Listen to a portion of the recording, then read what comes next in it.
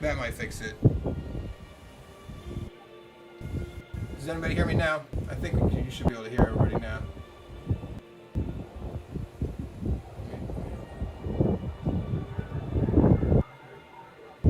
Better. Alright, we're better. Good. Kick ass. Kick ass. Well, good to see everybody here. Oh, is it too low? Let me turn it up. When I was on the 24-hour stream, I had everybody backstage was telling me that I was booming, so it might be a little bit. I might have had it cranked up pretty high there. Let me know if that's. Is it normal to be lagging like right behind the D-Live? Yeah, we're gonna be about like 5 to maybe 10 seconds behind D-Live. So okay. If you cool, so yeah. Don't worry about that. Yep, cool, real spike, kick ass, man, kick ass. Well, yeah, we're here to do a little breakdown on the fantasy football league right now. We have a couple other Hexicans with us hanging out. Richie Rich, we got Hexatank also from our fantasy football league. Richie was set to do real good. Actually, okay, Richie Rich, I hate to break it, you're at 11th right now, so you still have a chance to come back. I mean, 8th to 11th is all the same place right now. Here, I'll make this a little bit bigger. I don't know if you can see it. I don't think you can unless you're on the D-Live. I get what I deserve, and it was just good. It's all good. It's actually cool to see how, like, there's been some cats who have really given a shit about this fantasy league and who've been playing it pretty hard. You know, it's like I'd say the top like 8 or 10 places here have worked pretty hard at it. Like, okay, Swanee Hex Monster, he was in dead last, like for the first like half of this. Like he was a 0-5 to start out with, so he has done some serious maneuvers to try and come back into it. And he's up back at 8th, can make the playoffs now. I think we're only like 3 games away from playoffs. So the hex that was staked for the Hexican standoff is now worth over 200,000 hex. So that's so the first prize is going to get half of that, which is like 100 and change. It's like 103,000 hex or something like that about. So it's going to kick ass for whoever takes first, and then the places go on down from there. So like, what does 14th place get? 14th place gets nothing, my good friend. 14th place gets absolutely nothing. But they do get a nice little participation sticker. Maybe I'll give you a little no, that's thumbs up or something. Participation. No participation, nothing. I'll take a thumbs down participation. Yep. I mean, hey, you know, like you gotta get something. At least you tried. And I mean, hey, it was fun to see the idea of it that like everybody put in $15 and that hex is gonna be worth. I mean, the payout is gonna be a couple 100,000 hex. So like even at today's prices, it's like hundreds of dollars of hex. You know, it's pretty kick-ass. Who knows where it'll be come. I think the final game of it is gonna be like the championship is the. I believe the first week of the new year. We can take a look at the matchups and find out exactly real quick up here. Let's see, we've got. Hey, is there a way to view the chat on like half a screen? When I go like half screen, it's like just video. I can't see. Oh yes, I know what you mean. You know, it's why like. I don't know if you could. I think you could do it on like a mobile browser, but I don't know if you could do it on that would just see in the chat. That is annoying because like if you go to theater mode, it like cuts it off too. Okay, so no, you mind if I get on my phone? yeah, that's fine. No worries. Take your time, man. We're hanging out. Yeah. I was gonna say actually, since it's we fully crossed the 420 hour, I'm gonna take a quick puff and enjoy myself here. Yeah. Feel free to set it all up, man. Heck yeah, Crypto Nomad, good to see you here. Good to see you here. Heck, Colin, good to see you too. Yeah, don't ever pick any Detroit Lions ever. Yeah, I mean, I can go with that. They haven't been exactly on fire this year.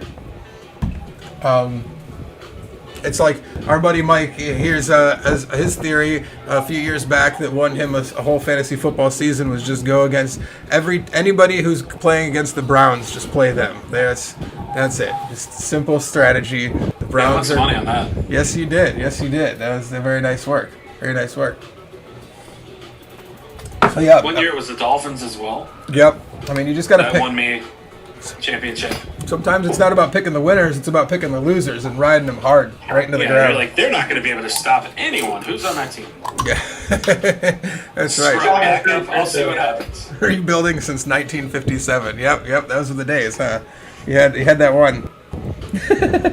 I mean, it's a tough team to like. I mean, like you got to live through watching Barry Sanders like go nowhere. You know, like that's painful. That's painful. I mean, at least for me as a Chicago fan, you know, Sweetness got himself one amazing win, which gotta love that. Oh, What are you guys smoking on? So I've got some papaya live resin here with it's pretty darn good. Yeah. Oh yeah, with a little hex sticker. If anybody out there in chat feels like they want some, I have rolls of hex stickers that I'm more than willing to ship out to whoever feels like they're in need of some. Is that the 14th place prize? Yes, that's the 14th place prize. I'll send you as many hex stickers as you can handle. Now, these ones are actually my first run too. They have hex.win on them instead of hex.com, which the new one. Well, how could you predict that, right? I mean, yeah, how would I have ever known? That's the truth, exactly, man. When I saw that hex.com, I was like, damn. But so I do have some big ones, like that one that I had on my hat during the 24-hour stream. That one has hex.com on it. I put that on the front of my golf cart too. Very big fan. And I'll smoke on some. I picked up some. This Legend of Nigeria today. Nice. Yeah, I saw your little vid on it on you coming in. The sandwich looked fire too. Dude, that Taste of Philly spots right on the streets. Hell yeah. It's always like the little like hole in the wall places, man. All of a sudden. That's right, man. That's right. You don't have to spend a fortune to get good food, man. Nah. You can. Yeah. Oh, you can. You can, and I like to too, man. There's this Publix right by us recently that just got they got these Kobe steaks in, man. I mean, sure they're $30 a pound, but damn, that shit is fire. Making steaks, eating steaks. Yeah, I went to this really nice steak restaurant for my birthday the other day. Had some Wagyu, dude. It was fucking so good. Yeah. But they charge you for it. That's for sure. Oh yeah. That is for sure too. That is we did the same thing too. Like a week before we had the baby, we went to, there's this joint in Tampa called Burns. It's super fire. I mean, it's like the legendary spot around here. They have like a whole dessert, like the entire floor that's like a dessert restaurant itself, you know. And like we hadn't done shit for pandemic stuff. We've been pretty low key, but you know, Hex had popped off enough, and I felt pretty comfortable enough by that point. My confidence was at an all-time high, and I was like, let's do. We were staring down the barrel of the gun with baby coming out, so I'm glad we did, because like there's absolutely no way when Hex finally did hit penny and a half, like I wasn't gonna make it to Burns with carrying a freaking 3-week-old baby around. So I'm glad we did it when we could. Yeah, man. How's that going? How's being a dad? Dude, it's awesome. I mean, it's more, two is way more than one. That's for sure. Like I have a 3.5-year-old that's like, she's super cute and awesome and lots of fun and smart and just the best. But like having a second one definitely ups the ante, man. It makes it's just the like what I thought I had free time before, or like I thought I was like busy a lot before, and now like all the free time has just compressed. So it's like I literally will be holding a baby until like, okay, that task is done. Now like as soon as I hand him off or put him down, it's like now there's other shit to do. It's like now it's something, my daughter needs something, and now somebody else is just the role is nonstop, and then trying to fit in fun stuff like this and shit I actually enjoy and everything else too. It's work to have a schedule down, which I mean I'm getting it. Yeah, you look happy, man. So congrats. Yeah. Thanks, man. Thanks. I'm feeling happy. How's everything going out west out there, man? Man, I'm having a blast. Like it's been super cool. Just doing a bunch of different things, trying to travel, see the state, meet new people, and yeah. Kick ass, man. Kick ass. Yeah, it's a great spot to be.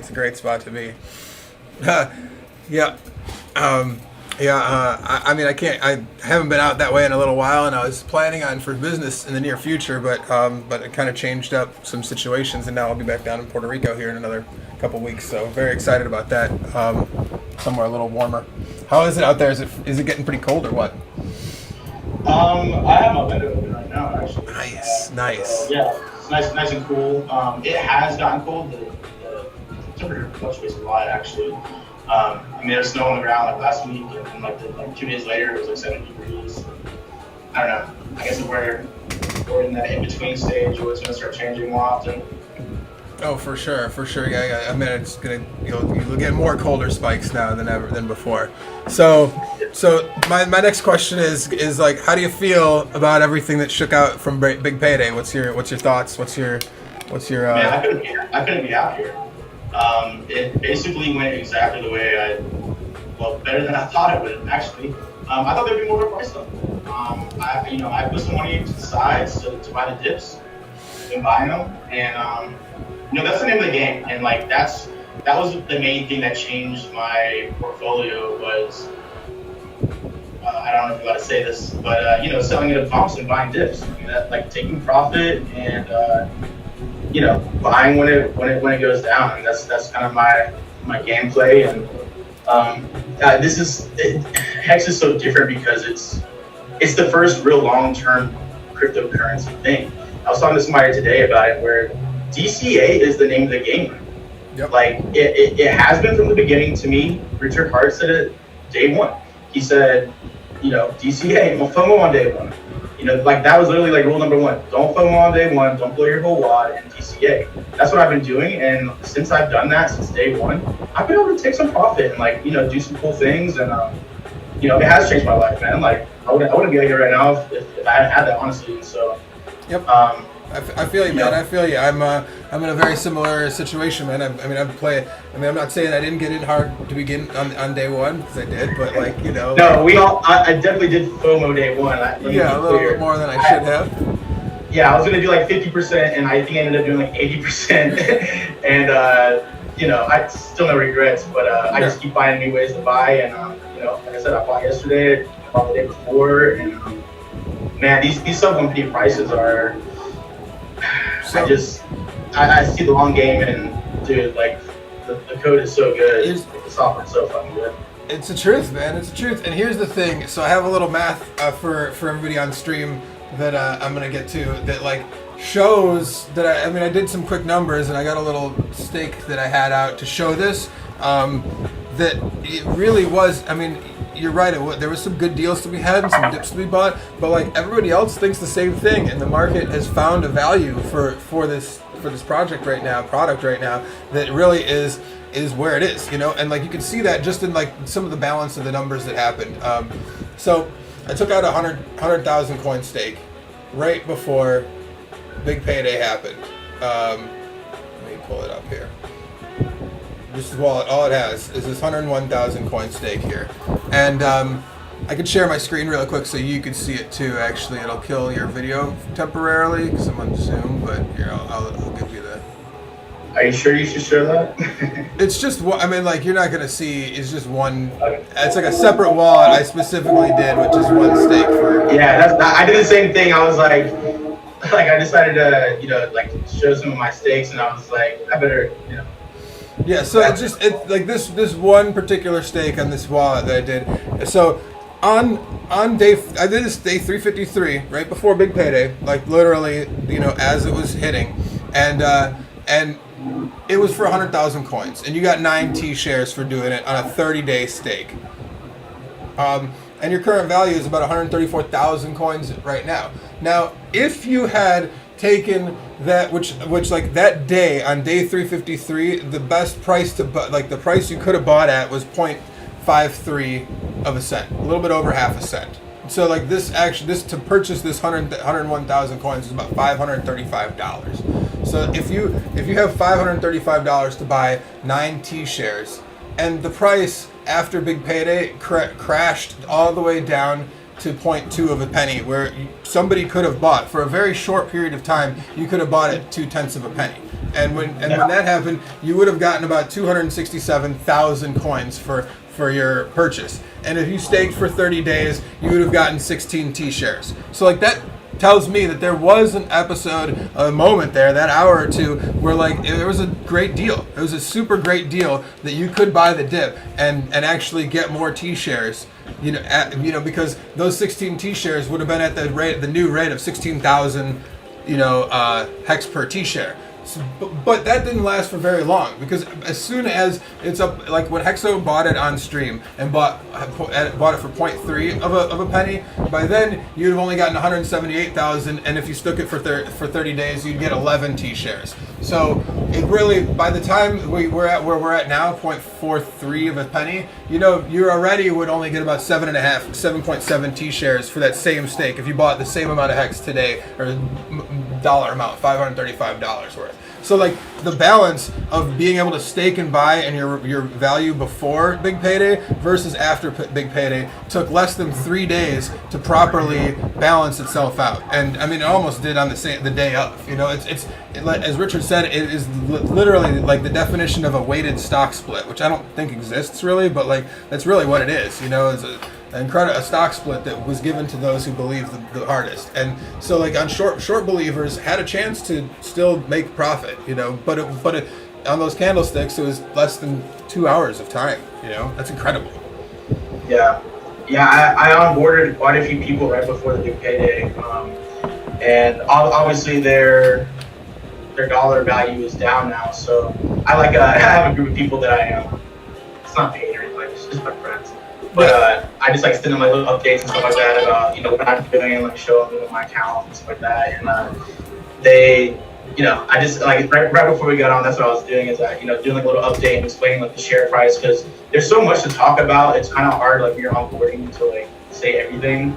And so I did like mention it, but I was telling them that exactly what we're talking about. It went so much better than I thought. I thought there was gonna be a lot more volatility. And the fact that there wasn't, man, like I'm impressed. I really thought that there was going to be like a dip each day for these, like the fact that we're 3 days in and we haven't seen a further dip is like, and well, you see, like you can almost like feel why, because less than half of the people that wanted to sell on day one, that had, or coins that became available on day one after being unstaked, got sold. Very few. A lot of people restaked. I mean, on Hexologist, right after the first day, he said like 1,800 plus stakes were open. I mean, that's a lot more than I really expected to be open on that first day. Yeah, exactly, man. I actually, like I said, since I didn't want to sell anything so penny, or even like sub like 10 pennies, like dude, like I really see a big valuation in this code, this product, or this product. And so I took everything that I got on big payday. Well, first let me back up. So I knew the FOMO was gonna be real, and I knew it was gonna be emotional. Like I tried to plan for that. Like as much as somebody that I've been in a lot of markets, I've seen a lot of money go up and down, and I still know it still affects me emotionally. And so like I have to be like conscious of that and be like prepared for that. And so what I did to try to solve that was I didn't end stake everything on the 19th, man. I did the 19th, the 20th, so on. So for the next couple of weeks, I have stakes coming out because I knew that it was gonna be so volatile, and I wanted to like make a plan to deal with that. And so I still have stakes coming out that that I'm gonna buy not only go to, well, I'm probably not gonna sell. It didn't make sense to sell. It made sense to restake. Yep. And so now that I trust the contract, I'm obviously not like a blockchain auditor, so I didn't read the code. Honestly. Saying that it has 3 audits, cool. I didn't read it, so I take everything at face value. But I do believe that RH was, I don't think he's trying to bullshit everybody. I think he got 3 audits, got the 3 best audits he could or whatever. But so I've been testing the network. I've been testing the contract, seeing how it works. And I made a post the other day about this, but now that we've been in this for a year now. So for a year, I have been dumping money into this and making money on this, and I trust it, man. On my post the other day, I just posted I've made at least 10 stakes in the past 2 days that are 5 to 15 years. And what that means to me is like I trust it. I don't think it's gonna go anywhere. I think this is just the beginning. And the people that are getting it now and getting these share rate that we're getting and that we got, like, man, like if anything has a lot of potential in the cryptocurrency like realm right now, it's this. It's compounding interest, and like getting the penalties from other people is just like stupid. Like dude, our bags that are like 5, 10, 15 years dude, are gonna be so fucking stupid. Yep. I'm excited. I'm excited for the future for sure. See where it goes.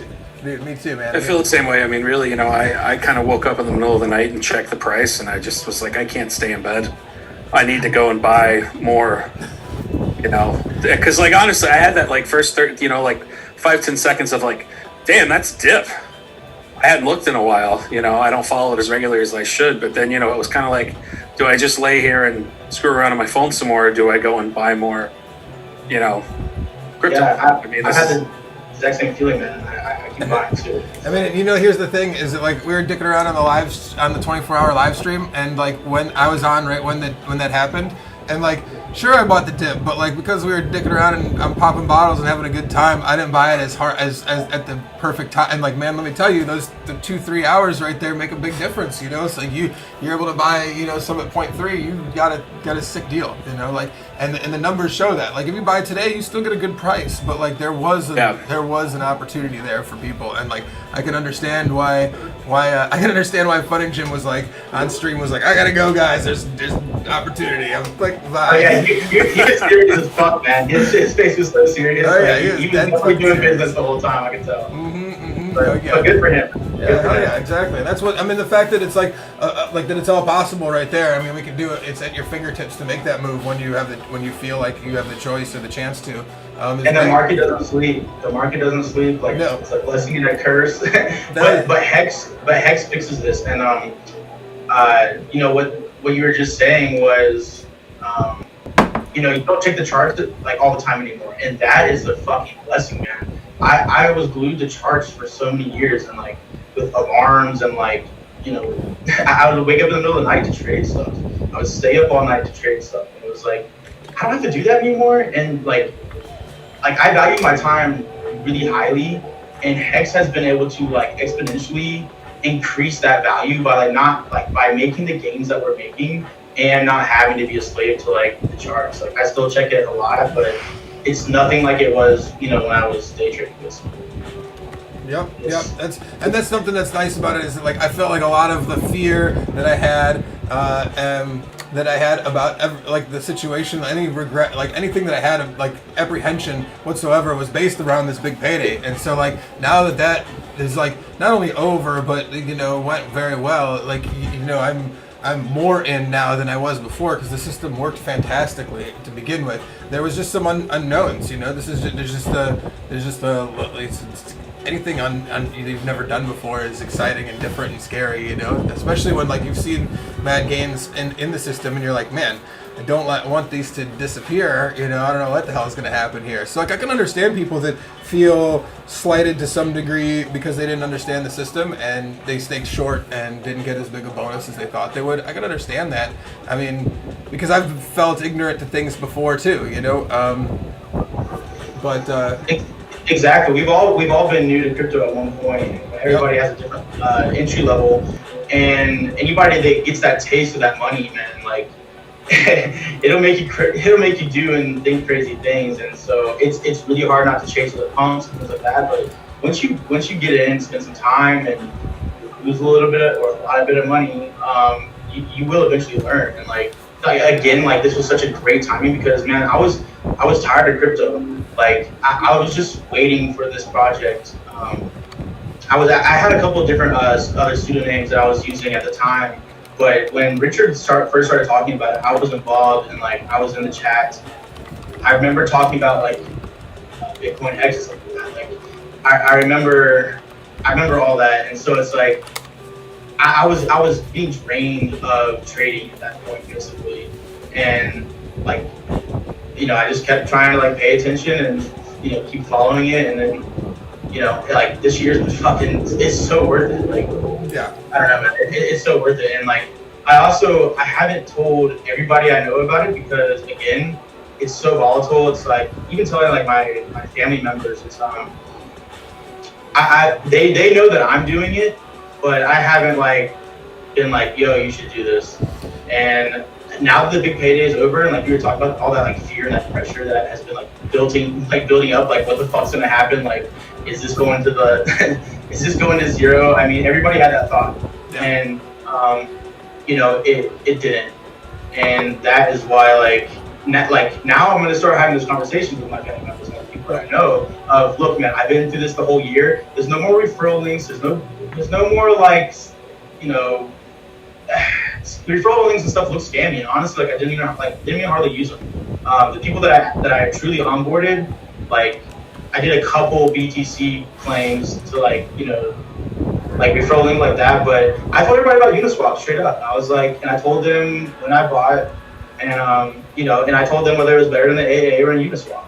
And I was trying to be like super transparent about that. And now I don't even have to like have that thought process of, oh, use my referral link and I get fucking like a bonus. Like I'm glad that's over with, honestly.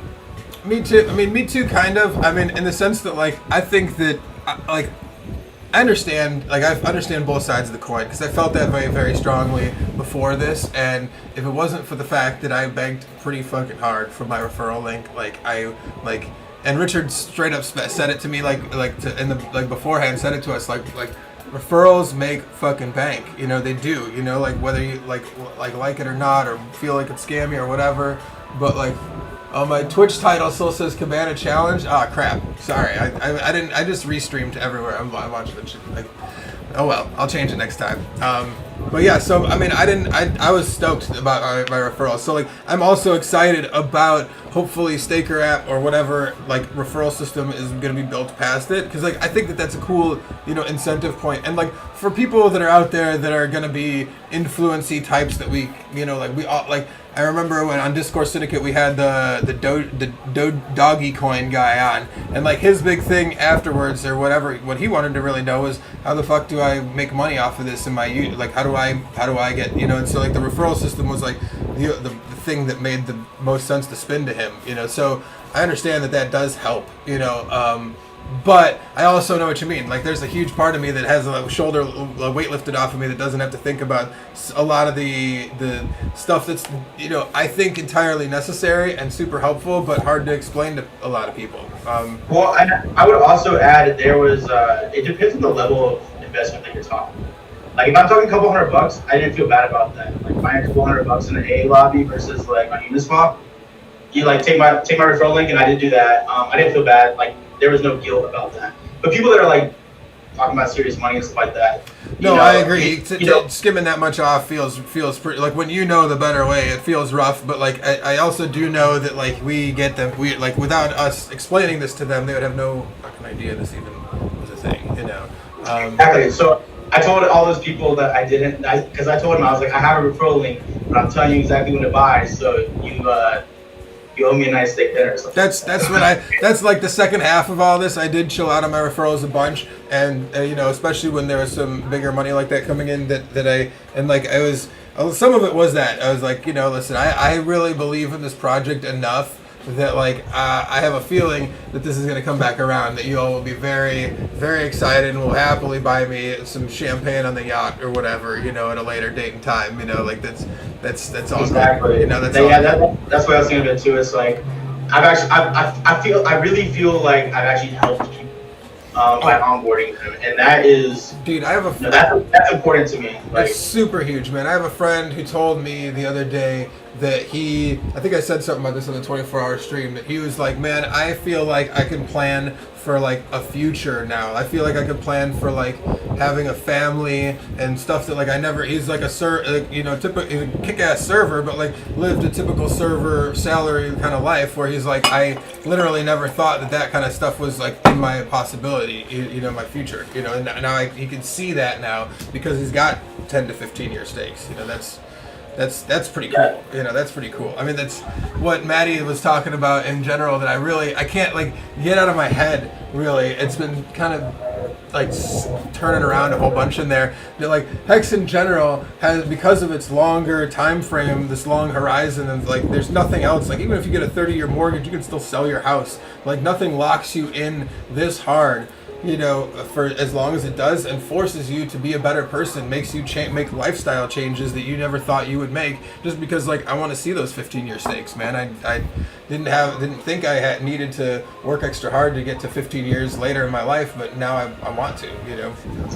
Yeah, exactly. It's the exact same thing, man. Like I think I touched about this on the Big Payday live stream. Is like I've always lived life pretty much like today, which I know is not it's not good.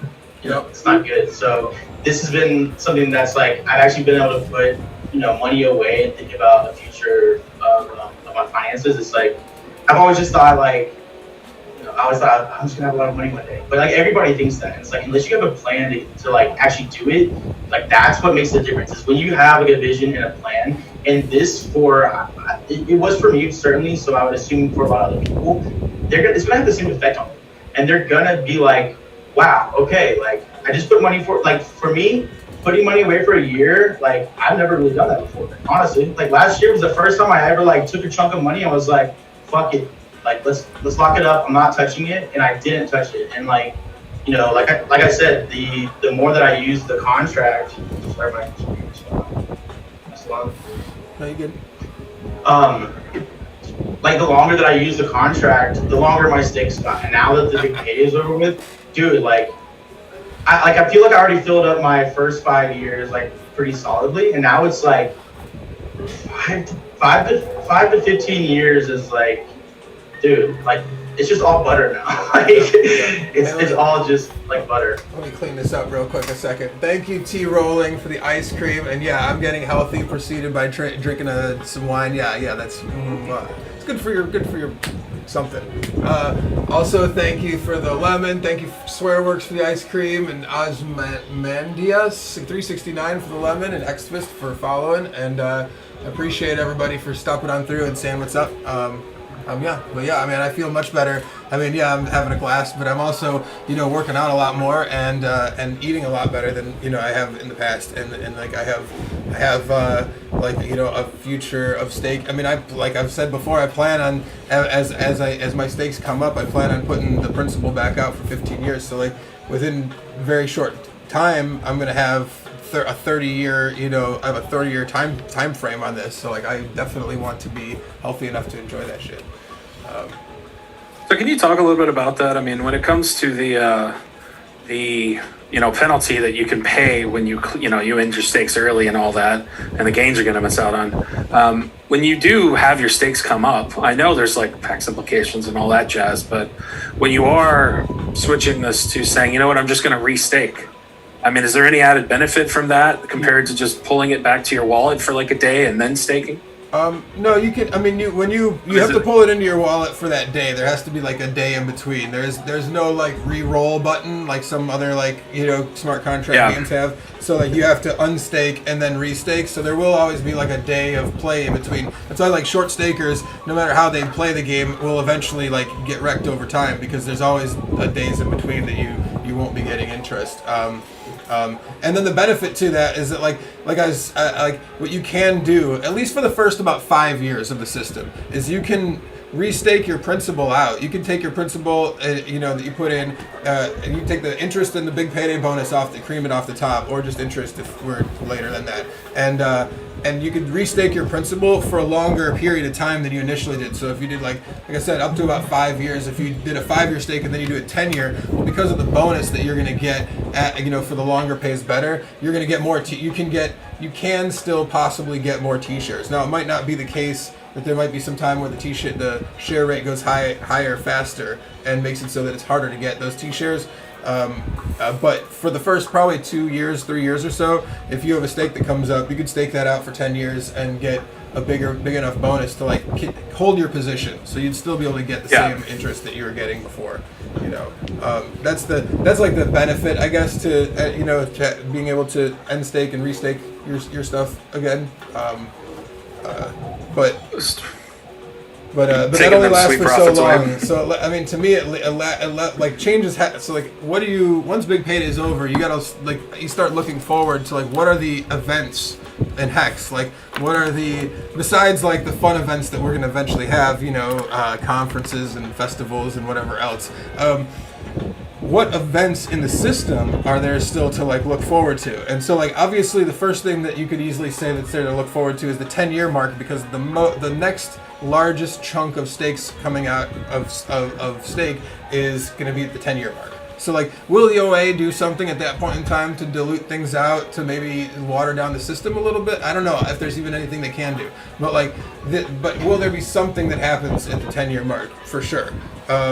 But what about besides that, in between now and 10 years? The 5 and to 7.5 year mark is the other place that I'm keeping an eye on, because if Hex goes up a lot in price, then the people who staked 10 and 15-year stakes will have the option to unstake with only a hit on their interest, you know, at that point in time.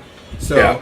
So like, will they? I mean, if Hex is at $1 a piece and you're already sitting there with millions of dollars in there, will there be people that won't give a shit about their interest and just say, "Fuck it, I'm pulling that out. I'll pull that million coins out and sail off into the sunset." You know, I mean. And then how much of a dip could that create? And then how many more can I buy? Yes, there you go. Exactly. How many? And then not only that, but think of the people that do their due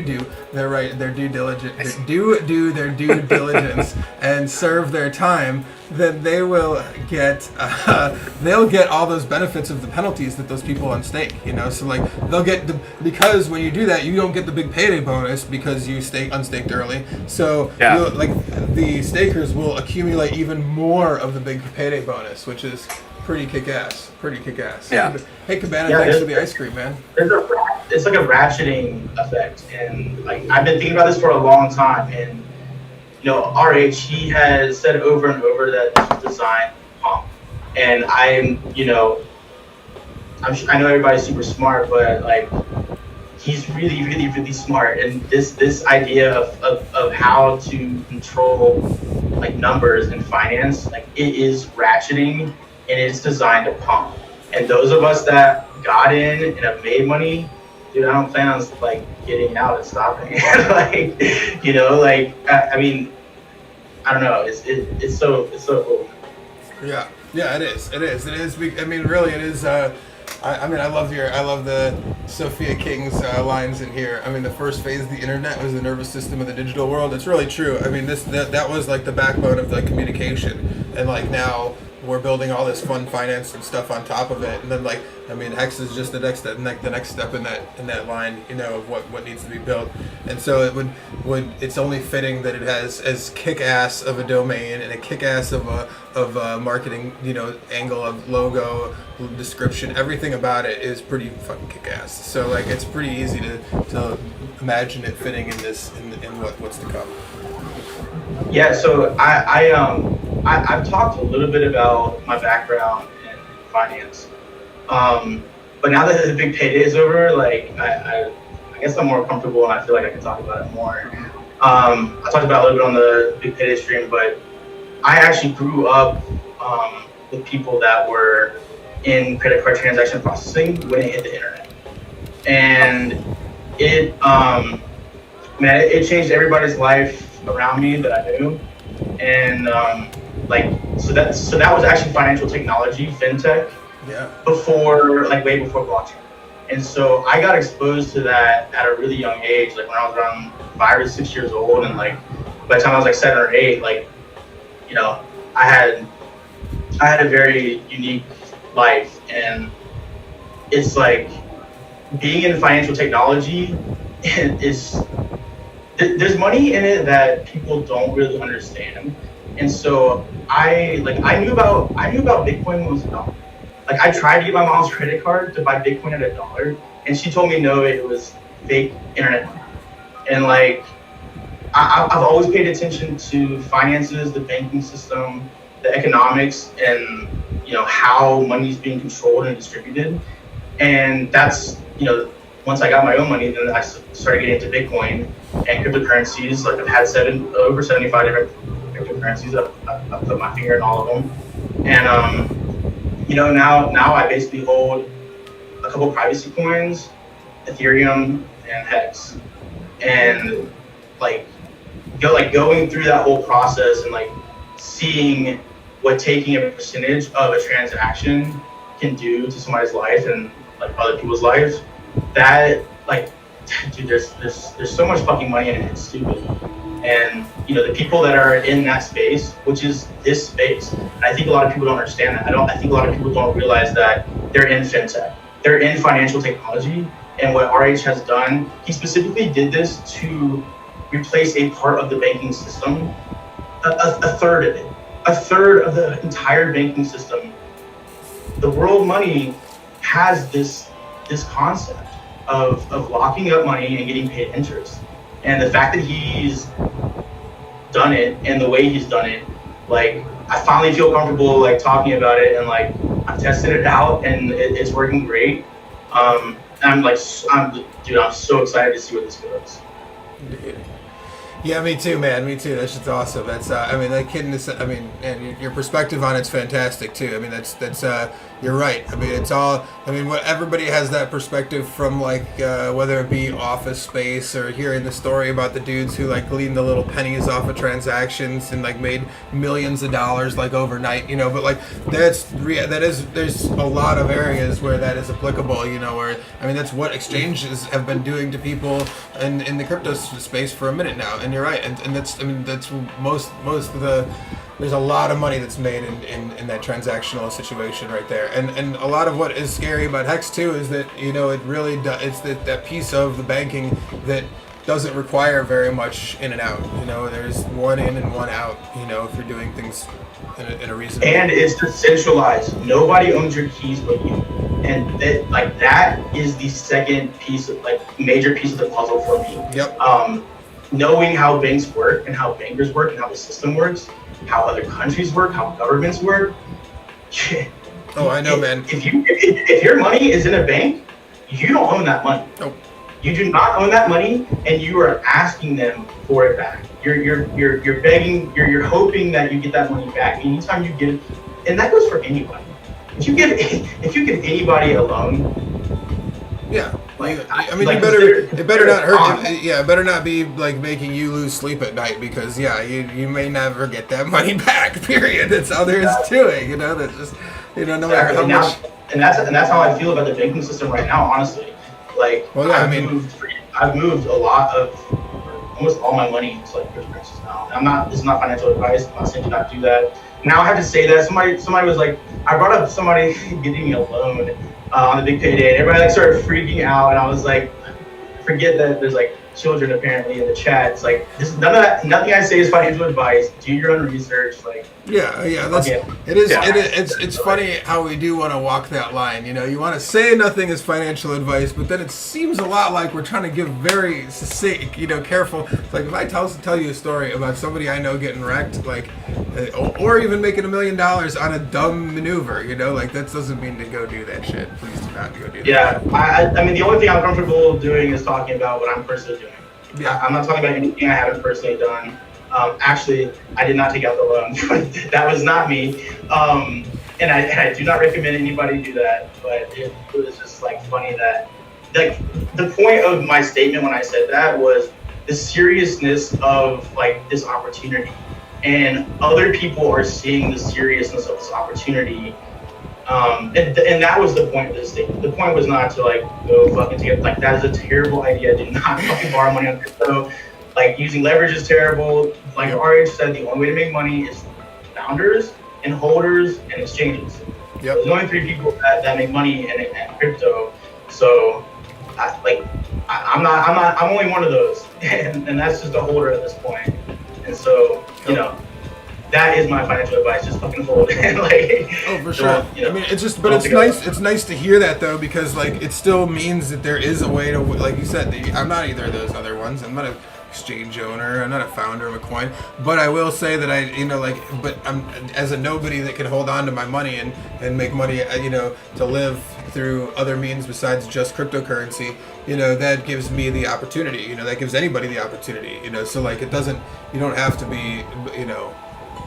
stacked to be able to play this game. It's I've seen some, like, we saw whether it's David Federer's story of like paying off his loans, or whoever it is. I've seen some cats that have made some pretty good gains in the system already with minimal input.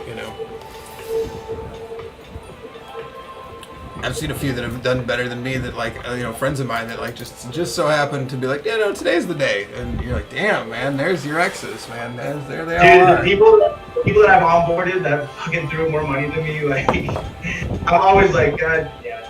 Yep. I'm super happy, but at the same time, it's like, you know the feeling, like Yeah. Oh yeah. The ones that do the best, it's that Chad meme is very correct sometimes. They're like, the cats that do the best sometimes are the ones that are like, what is that thing I bought in? Is it, that thing? How much X is it up? Oh, cool, sounds good. Stake it longer, whatever. Just don't even give a shit. That's that's really the best way to take the approach.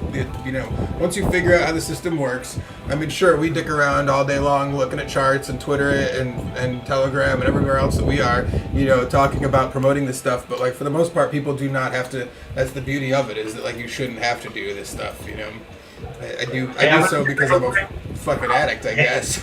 Give me like 2 minutes. I'll be right back. No worries, man. Sounds good. Perfect time. We'll take a little break. We had a big payday party at my house, and my daughter made these lovely hex cookies. Yeah, for us. Yeah, that's cute. Very cute. Yes. She made hex cookies. We made hex cupcakes. She was telling the little girl at the park that she met yesterday about her big payday party. It was pretty cute. She's cannot. You still have it set as Cabana challenge. Yes, I know. I still have it as Cabana challenge. I'm sorry about that. Okay. I'll change it for later. I don't care. So Sophia King, Sofa King, hilarious, by the way. I can't believe I haven't recognized that. It's Sophia King, there's amazing. pretty funny comments in there. The watch that I had on Big Payday, the 24-hour stream, it looks like a hex watch. That's one of these right here. They are, if I like the close-up one more time, Is that a coincidental hex watch? No, well, I mean, is it coincidental that everything I have is like hexagon shaped? Yeah, you just randomly started finding. No, I mean, I've colored products. Yeah, it's pretty sick. No, I mean, I got like super early on, like probably like, maybe January, February this year. I'd wanted a hex watch, like I was like, I want that shit, and but you can find it I should probably throw up a little referral link for this shit. You should be throwing up referral links for all hex shopping. Yes. So the keyboard you have is so sick. Oh yeah. So I gotta do this now because the caps lock button just came off on it, but it just made it part of your background. Yes. So anyways, I can't even see. Oh, there you go. Now I can see the keys a little bit better. When it's flat, it's the astral. Oh yeah, does it just take over? When you kind of have it like set like a flat keyboard a little bit, you can see the color scheme a lot more. Yes. There you go. Yeah. I highly recommend. Not only do I highly recommend the Vermillo Beijing keyboard, but also the Roller Mouse Red is a fantastic product. If you use a mouse every day for work or whatever, and you don't like the carpal tunnel-y grip all the time feel of it, the Roller Mouse is like, did you see what it is on here? So like the mouse down here, it's a bar here that goes up and down and side to side. Is much better. Oh, so it's on the keyboard. It's not on the keyboard. It's like below the keyboard, but like I don't have to move my hands any which way to like use it. It's just a much smoother experience. I mean, it's much nicer. That's so nice. Anyway, so the name of the watch, it's made by a company called Kisai, Kisai, and you can find it on a website called TokyoFlash.com. They make like a myriad of insanely different watches. You can find there's like 2 or 3 different kinds of these style of watches. One that's like a sport band one that's It's the dressy ones. Yeah, these ones. I like I went with the dressy, like the traditional, just black, silver on black. But you can get like a red face for it or a blue face or whatever you want. Yeah, there you go. Kisai, TokyoFlash.com. Yep, that's it. There you go. You found it. They're pretty good. I mean, like I said, lots of cool watches. Good quality product. I'm a big fan. I'm a big fan. And like, I'll be honest, I use like for my day-to-day stuff, I have I do like for working out and stuff, like using a fitnessy, like an Apple Watch or whatever, because this doesn't have any of those features. But like from the regular stuff, this is I can just wear this around 90%. It has all your other basic stuff, stopwatch, timer, you know, it is waterproof and shit. It's pretty decent. Water resistant. It's not like I don't go like under like you're swimming with it, but yeah, Uniswap and Hex changing the game, man. Abracadabra, thanks for following, brother. Appreciate you. Good to see you here. Yeah, the Victoria Inox watches, those are pretty cool. I saw that. I've seen that. No, who knows? Maybe one of these days I'll get myself a custom freaking Hex Rolodex or something, you know, to really crank it up a notch. Yeah, I'll be right back. I'm gonna try to close some blinds. It's like the sun sets behind these windows. Oh yeah, it'll wash you all out, man. No worries. Sounds good. Close it up. I'm gonna get into this Mumbles batter I got here. Hopefully it doesn't do too much of that to me. But yeah, so anyways, the watch is cool. The keyboard is cool. What other Hex-based products? My wife got me a pretty sick Hex belt, made by like a leather belt. Is made by a cat named Jared that we know. His name Lost Sailor Designs. He's got some. If you're looking for leather work of any kind, he has some amazing leather work. I can just turn this into like my shill channel too, if you want. This is the Puffco. Mad gains off of watches. This is the Puffco Pro. Also, I highly recommend a Puffco in everyone's life if you're someone who enjoys vaporizing, you know, whatever your favorite herb is. The Pro has an app that attaches to its Bluetooth, man. Is that any better or no? I mean, it is actually so it has a much bigger bowl, like a way bigger bowl than the original one, and it's a little bit taller in like the glass piece, so like you don't get water in your mouth, and like it definitely like I can put way bigger glass, like the little quartz you know beads that you put in there. I can put like a way bigger one, and it makes it much nicer. Plus, you can customize your temperature setting on your phone and make it whatever color you want. So I made it this sick Hex fucking. Wait, is that a Apex product?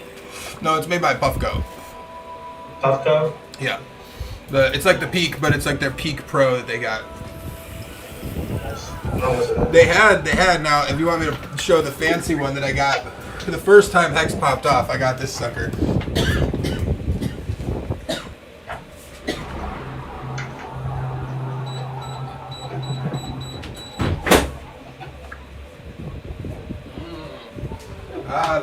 The fancy piece. So they had this sweet hex colored Puffco Peak that they made here. It's like sunset burst colored one that is now a limited edition. You can't find the bitches anywhere. I had a good friend of mine find one on Craigslist for me. I like tracked it down and I was like, dude, you live in that town, please go and get this for me. But if I told you how much Hex I spent on that and when I bought it and now what it's worth, it's in Hex. It's painful to. It's like can't really sell that thing. Expensive. Yeah. I got it way back in like I said, the first pump when we went up to like 0.6 cent, like the first time back in March or whatever. I was like, I got to do something to celebrate this shit, and so I bought the Peak and converted into.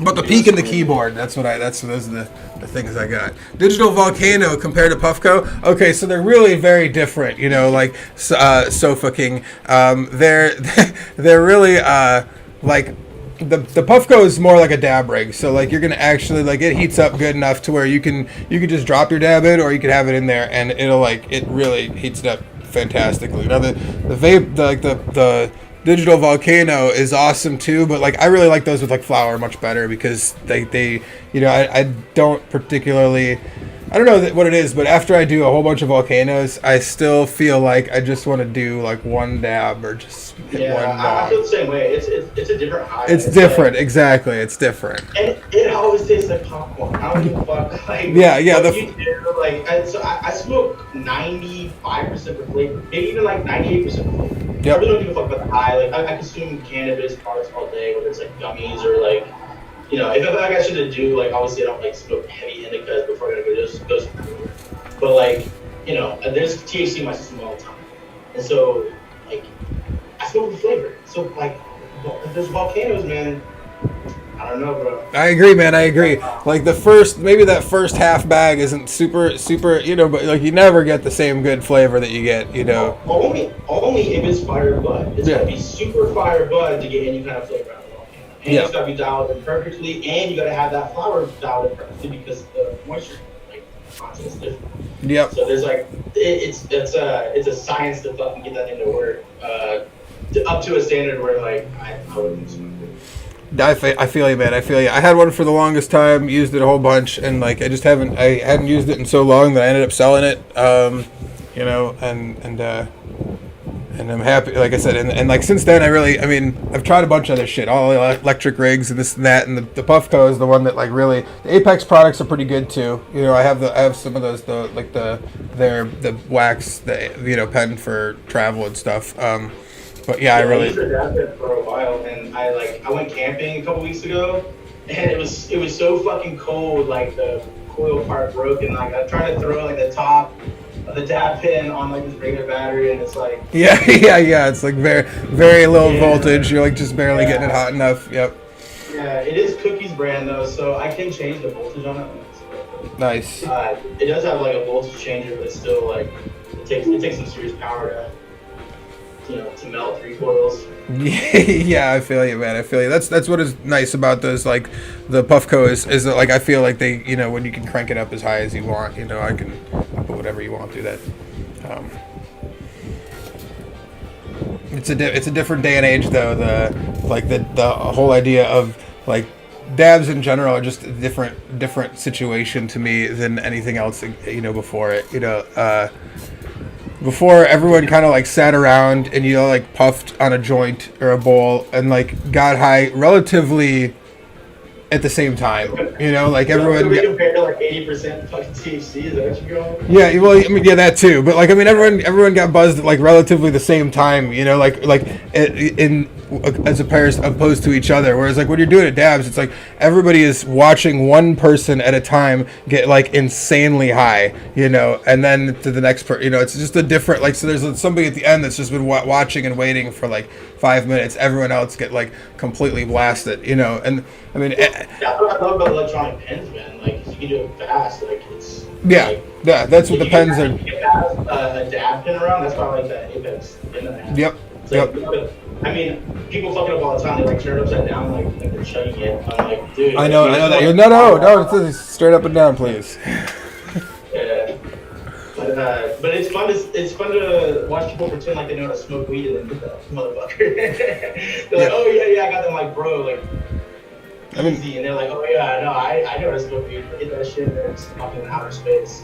Yep. Oh yeah, that's true, man. That's true. I mean, it definitely is up the game. That's for sure. I mean, no joke. No joke. Man. Hey, Sofa King, do you make a wax? Because I think I have some Sofa King wax. Nice. Should I not say that on the stream? No. Hey, Barely Crafty, thanks for the follow too, man. Appreciate it. Glad you're here. Yeah. So anywho, I mean, it's still a great deal, man. I don't think it's gonna get any crappier of a deal for a little while. I mean, I really was pretty. I mean, maybe there'll be a dump that comes. There's still a lot of T-shares coming up. I'm still a little agitated. I was wrong about the number of T-shares overall. But I just didn't do the math right. But I wonder how that's gonna like go long term though, because I mean we're gonna be down to less than like 20-something million T-shares, pretty quick, probably by the end of the month. But I'm still pretty impressed that the share rate hasn't risen as fast as I thought it would. I thought we'd be at like 18,000-20,000 by now. You thought Is it currently like 16,000? Yeah, 16,078. That's it. Which, I mean, for what the split was and for what the price, like I just did the math for everybody, it's perfect. It's like it's perfect. But I assumed it would be like, I mean, I think we all thought it was going to be a bigger change. I mean, Man, honestly, I knew what share rate was and everything like that, but it hasn't been important to me until like now. Really, the price was the main thing that I watched, and I don't know, maybe that's ignorant or whatever, but I was more like, let's take this, let's get the big payday, we'll get the percentage and see what happens. And now that that's happened, now I'm like, all right, like I'm looking back at my share rate, and like seeing what I did, and I'm like, bet, like it's fucking on. Yep. Like let's do this. Yeah. Oh yeah. Well, now it's a battle. Now the battle really begins. I mean, there was a lot of good opportunities to get shares before, and like a lack of understanding of exactly how important they were. I mean, with this show. Did you gatekeep a little bit, like I'm talking about? Like, so I intentionally, like, people knew. I mean, everybody that knows me knows that I made money from this, but like I didn't like really reach out to a lot of people. Did you guys? This was the first. This is the first thing in crypto that I've ever. Like, I've been in crypto since 2016, mining Monero. Like, if anyone doesn't know my story, I started mining Monero in like, you know, mid 2016 on my graphics card, just not playing games. And like before I knew it, within a month or two, I had like 4 computers in my room, and it's just a sweat box, and like had to move it to my garage and all the rest. It just built until you know, I sold everything, all the Monero when it popped at like $30-something, and then it went up to 360, and I was like, God damn, you know. But yeah, exactly, man. Tell me about it. So, but like throughout all that, you know, and I made some bad decisions along the way. Like I moved into some, like I diversified and fucking got a bunch of ASICs, and like that was dumb. And I turned those ASICs onto a Bitcoin Cash, and that was dumb. And I've done some silly things along the way. But throughout all that, I never pushed this shit on anybody. I wasn't like, you gotta Bitcoin. Like, I mean, I might get into a rant about how Bitcoin's gonna like change the game, man. But like, I never was like, if you're dumb if you don't buy this, you're a fucking idiot, you know, whatever. Like, I didn't ever push it on people because like I wasn't sure yet, and I sure as shit wasn't like, you know, I didn't like make it or anything yet. So like, what did any of that really mean, you know?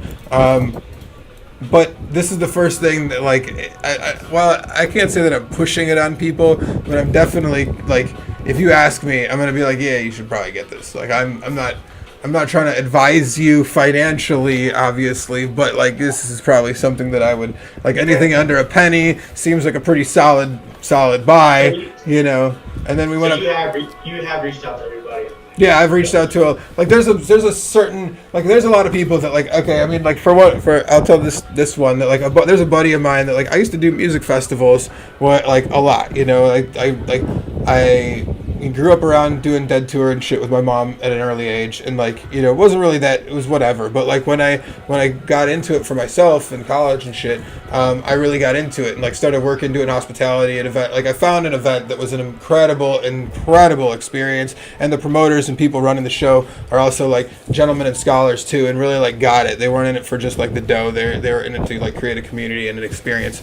And like in doing that, I brought some cats along with me, you know, and I can remember very clearly one of my friends sitting in like the front seat of his truck, you know, burning one down at like the last day of the show, and like he's total business major, totally like, you know, collared shirt, you know, by the book kind of cat, and he's like after the whole weekend was like, so this is what it's all about, and I was like, you're damn right, you know, and like onward we went, and I bought a school bus and he bought a school bus, and we made, you know, he made a food vending place, and we really got like entrenched in that scene, you know, and crushed it, and both of us crushed it and did super well, and like loved the hell out of it, you know. And like I was super, and there's a few other cats that like, you know, came along with that did volunteering and did events with us too along that whole trek, and like, so I hadn't spoken with him for a while, and was super happy to like when I remembered, I reached out to him and was like, dog, this is like in the same way, I was like, this is it, man. Like this is like,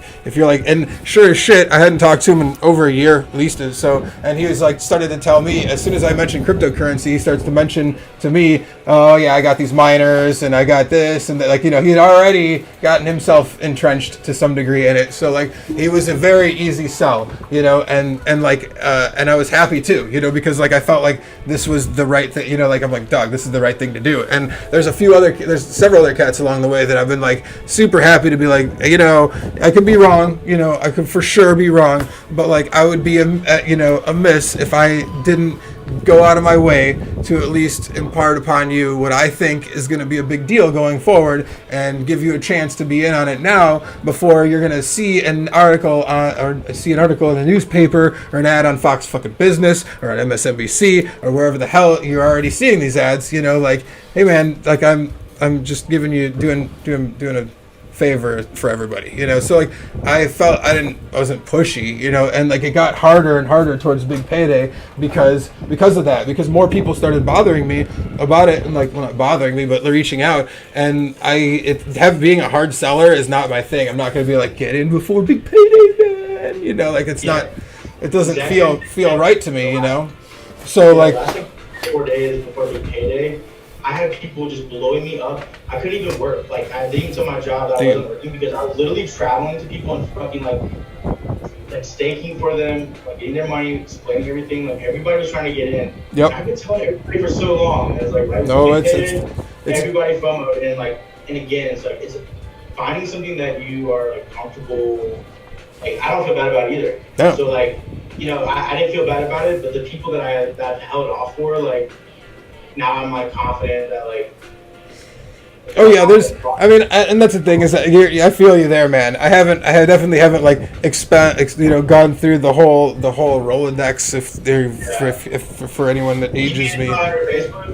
Yeah. I mean, and that's the thing is like, man, before even Hex started, I cut Facebook pretty much out, you know. So the only time I've been on there is like to promote Bingo Earth, really, you know, a little bit, and that's about it, you know. And like, man, is it an incestuous place of awfulness? But I mean, I haven't gone through those ranks yet and started to like, you know, hey, this is a thing, because I feel like that's a tough place to do battle.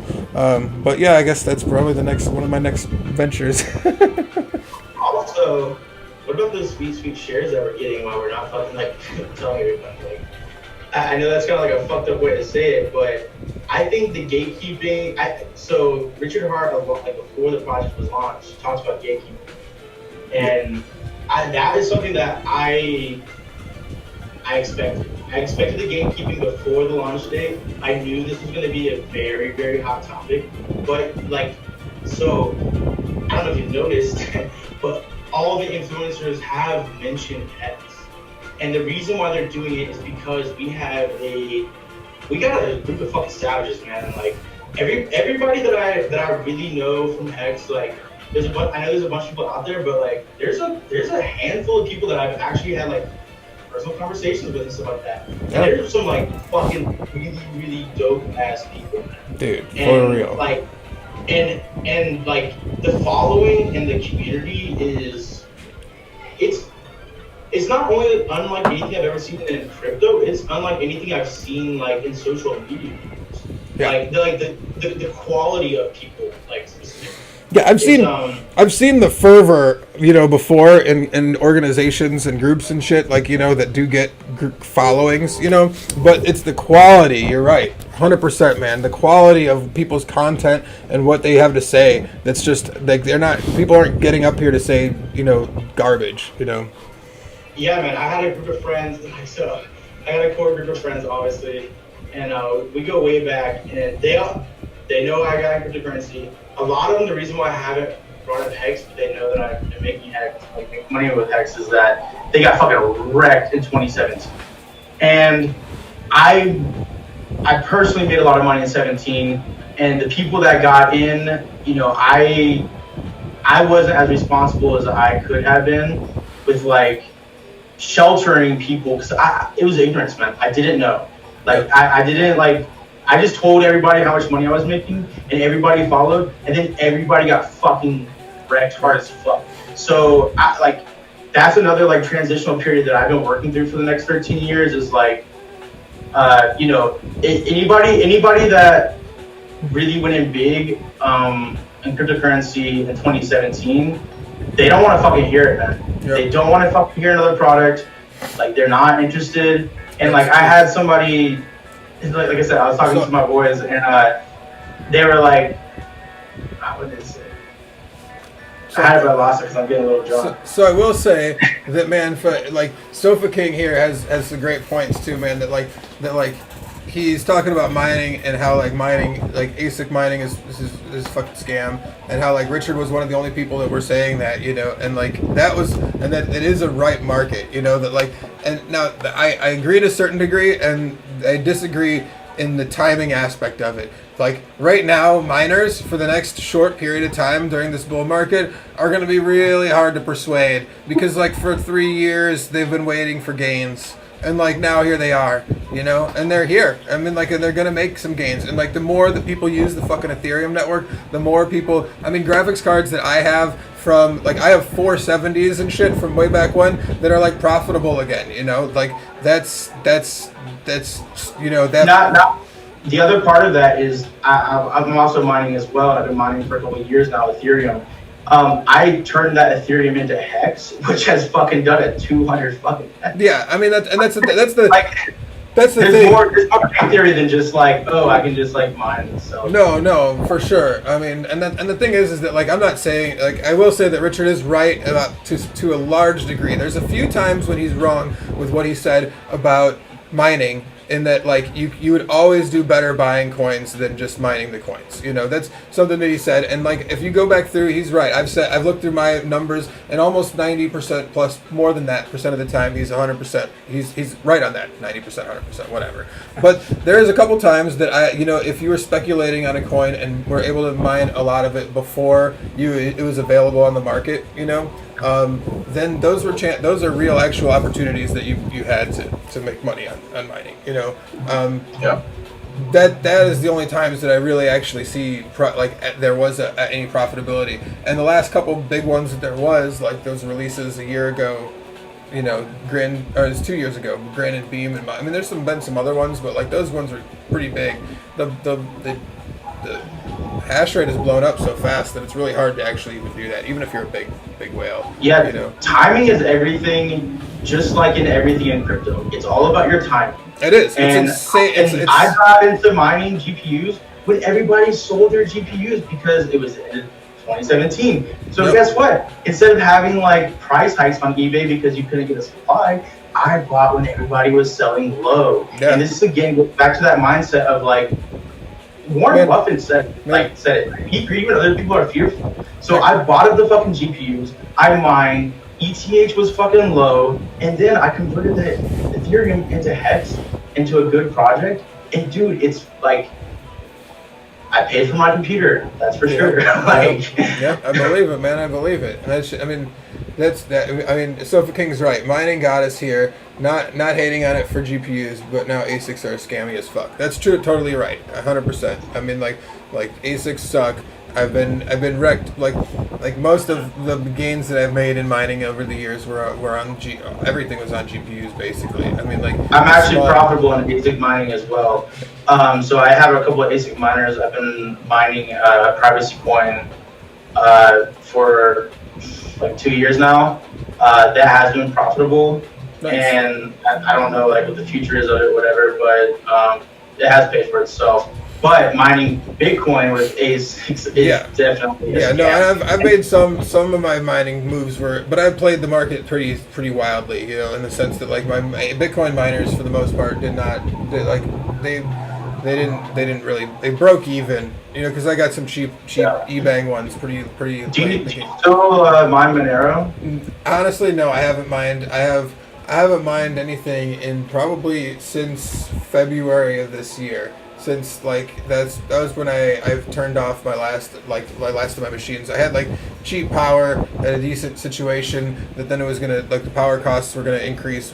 I'd have to move it somewhere else, and I wanted to at that point in time it was continue tinkering with machines or really start I started Bingo Earth. I started live streaming. I'd see, you know, I started like coming out publicly in Hex, you know, and really kind of chose that route instead of mining. Which I mean, like I said, it's I mean, it's not to say that I don't. There's another part of me that really feels like that because the run up is happening, that now the mining equipment that I'm still hanging on to is going to go to people. I mean, I remember the last mining run, you know, the last bull run that like. I mean, cards you bought for $150 were going for $450. Like it was just, you know, it got out of control. You know, so I don't know if that's going to happen again with ETH 2.0 coming out, and how that's all going to change. That's going to be a big change for mining. I mean, so like it really might be a great market move to mine it to as they begin to try and scramble to ETH Classic or whatever other, you know, coins trying to absorb all that hash rate, that we offer them a comforting, you know, direction to, you know, to move, you know, and I like the analogies about mining, you know, mining hash rate and share rate is about as great as you could get, you know, it's exactly right. But and again, it's all about timing. Like, you're just basically lucky. I mean, we're all trying to time markets, right? So I've been talking to a couple people that are like trying to time their hex stakes to like bull run markets. So that's something that I've been hearing some people that actually think about what the fuck's going on are saying, and I still think they're basing it off of like of the past, which of course can repeat itself. But cryptocurrency has been something different like all the time. Like, yeah, there's like 3-year runs, but that doesn't mean that it always has to be like that. So like, how do you feel about that? Are you guys staking for like what you are predicting is another bull run, which you're also predicting a crash is coming soon too, which we don't have to get into. But how do you feel about that? I mean, for the crash coming soon. That and also staking according to what people are predicting. Oh no, I love that idea. It's a risky game, you know, because like who the fuck knows, you know. But you could guess, you know, you could play guesses, you know, and you're right. The game doesn't exactly repeat itself, but it does rhyme, you know. And so like, you know that there's like in everything that there's cycles. So like, it's not a bad. But like, here's the thing: is that like, me personally, like, I would rather spread it evenly and do fine at all those times than gamble on something that I'm not 1,000% sure of. You know, like I really can't. I mean, how can you be sure about that kind of shit? You know, like it's cryptocurrency, man. It's cryptocurrency. Like, you better not think you're 1,000% sure, or you're 1,000% sure you're fucking correct. Yeah, exactly. And that's why, I mean, throughout this whole big payday, I mean, like, there's a part of me who's like, man, I know what cryptocurrency usually does, but like, that doesn't mean that this is going to act the same way, you know? And yeah, I try to believe in the long-term prospects of this project. One of the things I try to think about is if we, you know, I remember I first started hearing about Hex and finding out that it was going to be something that was almost comparable to, you know, a CD offered in the US that doesn't know what they're doing, you know, and you kind of always have that weird faith in that. So why not look at crypto that way? And it sounded like such an interesting project to me that whenever I started getting into it and actually spending money on it and, you know, buying, you know, and staking, like I tried to think of it the same way. I mean, that was kind of the information I was getting at the time a lot too, was, you know, don't necessarily plan for big events you're not going to know, but really, you know, the gains you're going to get are the gains you're going to get based on how long you stake, right? So I've tried to do both. I've tried to just, you know, make sure I've got stuff. I think I just did my first Quattro Cinco, is that how you say it? Yeah. You know, in the last couple days after buying at a big dip. But I'm also trying to set some of my stakes just around big life events I know I'm going to have, where I know like, hey, I can have some liquid hex around this time if I need it without having to end any stakes early and lose anything, and have an idea, you know, potentially about what my gains are going to be. And then I'm just also trying to plan out long for the future. If I see I've got stakes that are ending in the first half of all of my stakes, I'm thinking I got to plan longer. And then conversely, I'm like, oh, maybe I should have some ending soon. Nope. You know, I just go all over the place with it. And that's the great thing, is you can really pick, you know, any date that you want and start staking. Like, there's no limitations on that. You just open up the calendar pop-up and you're like, this is when I'm going to bet. Yep. Yep. No, and that's awesome, man. I like that idea too a lot about picking dates that are important to you. I mean, this is really, it's open for everybody to, that's something that like I like, as much as I give him a hard time, I really like RG3 when he like brings everybody back to reality sometimes, because he's like, man, I'm old and I'm not gonna do 15-year stakes. Go fuck yourselves, I mean, I get it, and everybody should have the freedom to do with how they please, And that's why I feel it's important to embrace everybody that's different too, man. Yeah. It's important to embrace everybody that's different because, dude, the last person that I had free claim was 67 years old. So he wasn't the biggest one that he would do is 5 years. So he did a big payday. He did a 3-year and a 5-year, and again chose his wife's birthday. Because if it becomes anything, that's what he wanted to do. And like, I agree with you guys totally. Like picking important dates is how I started too. I basically chose my birthday for the next 15 fucking years, and then I just did Cinco de Mayo. That's like halfway to my birthday. For the next 15 years. So margaritas on me for the next couple of years. Okay. Well, I think too, when you look at it, like you would look at like a traditional CD or something like that. You're trying to pick. There's always those 10 years and those set time frames, but I know folks that have been able to pick, I'm going to, whenever they turn 18, this is whenever we'll be able to have that liquid, and I just kind of look at it the same way. I mean, and I think it's how a lot of the traditional financial projects were sold in a lot of ways. And this is how I kind of started looking at Hex was, okay, I think I'm going to get some pretty guaranteed gains here. I'm going to start investing. And then when I learned there was a date component to it, it was like, all right, how am I going to think about this? Yeah. And that seemed to make sense for me. I mean, who knows? I can have the worst stakes out of everybody. We'll find out. Yeah. No, you don't because you were in like Fort McKinney, right? Yeah. Then you are definitely going to be fucking OG, dude. Like this. Okay, so another part that people don't really like understand in cryptocurrency is immutable contract on blockchain. That means this financial contract ain't going nowhere. Yeah. And unless the Ethereum blockchain disappears, and I'm not an expert, so I don't know exactly how this works, but Richard has said that this contract could be lifted onto a different blockchain and it wouldn't affect like the contract and what's written in the contract. I don't know how that works, but I don't think Ethereum is going anywhere either. I think Ethereum's gonna fucking eventually kick Bitcoin's ass, like it's fucking Nokia tech. I'm not saying you can't make money in Bitcoin, like don't be fucking mad at me for saying that. I'm saying that technology-wise, Ethereum is the next level of Bitcoin, and like having a contract on it that can be airdropped. We haven't had a stable financial system ever. No, any true. country that has ever printed money. The oscillations have spread out. The oscillations have spread out over time. If you go back to the 1800s, it was like way worse. It was like boom and bust all the time.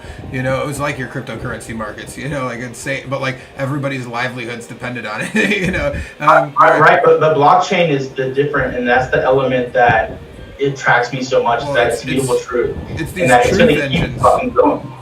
Yeah, it's these truth engines like this that are on the blockchain that like make it so that like you cannot game the system. Like I was saying earlier that like what else is there that exists that you can lock your money away for 15 years and you fucking cannot sell it for at least 7.5 period. It's just not an option. Do not do it. It's just that can't like everything else, mortgages, loans, T-shares, everything else that's out there that you can get in and out of, with and also though I'm noticing that people don't want to fucking hear that. People don't want to hear fucking long term because the reason why people get into crypto is usually to get rich quick.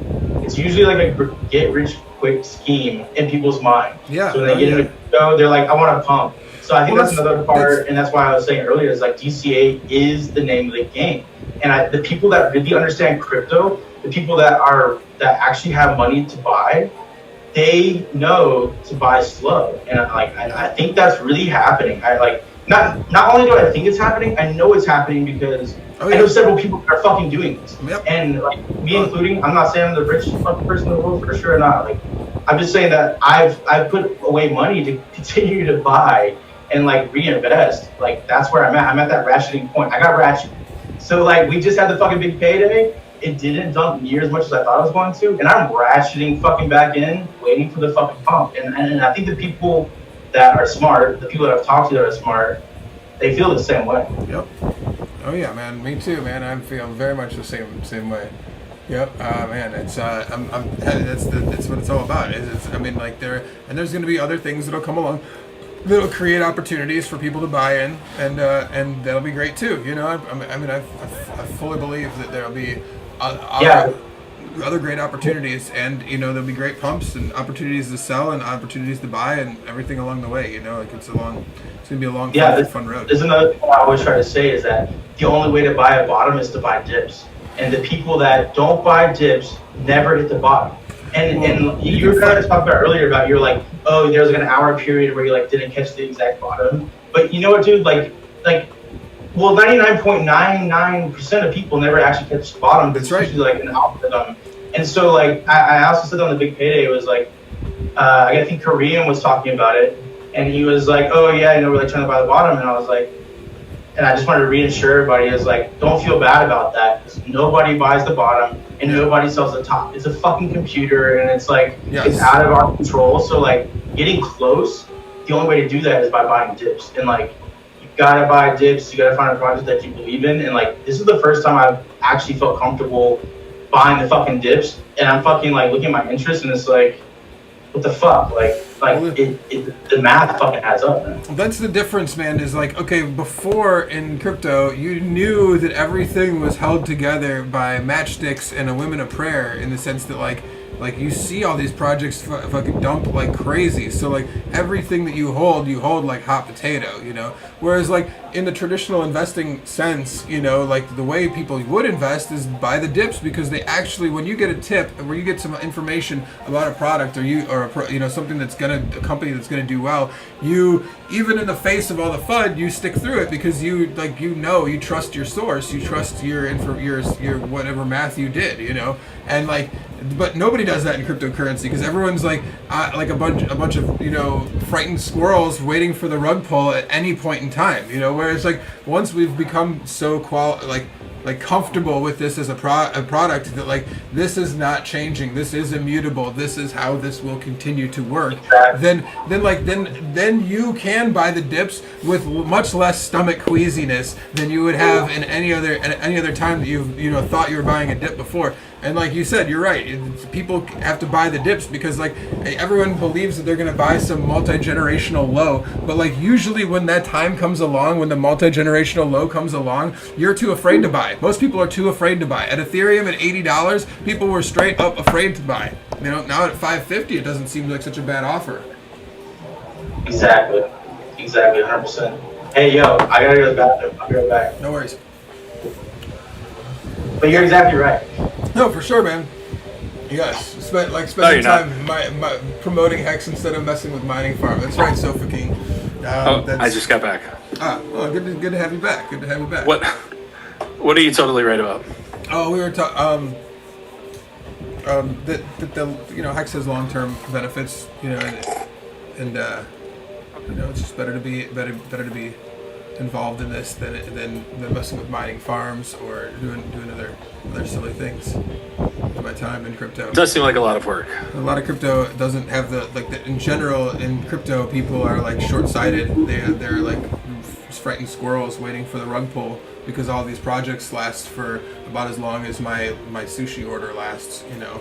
Whereas like this is, as with traditional investing, when you get a hot tip in traditional investing, or you believe you have some sort of edge on someone, and you know that this is a company that that is going to do very well, because like, oh, you see the future of Amazon or whatever. Like when the dip happens, you buy it hard because you see what other people don't, and you're fine with that. You know, in crypto, nobody, like everyone, when they're buying the dip, there's like a element of almost irony in it, because like they're also like the same people creating the dip out of almost insane fear of their speculative asset going to zero, because like that's what most of them do, and they flash crash and make people poor, and so like with Hex, it's one of the first times in all of this that so many of us feel so confident that like we can just keep buying the. That's why that dip got bought up so hard, is because like we know what we're buying, we want it. It's so weird though that the time when I have the most confidence in a product is whenever it's dipped really hard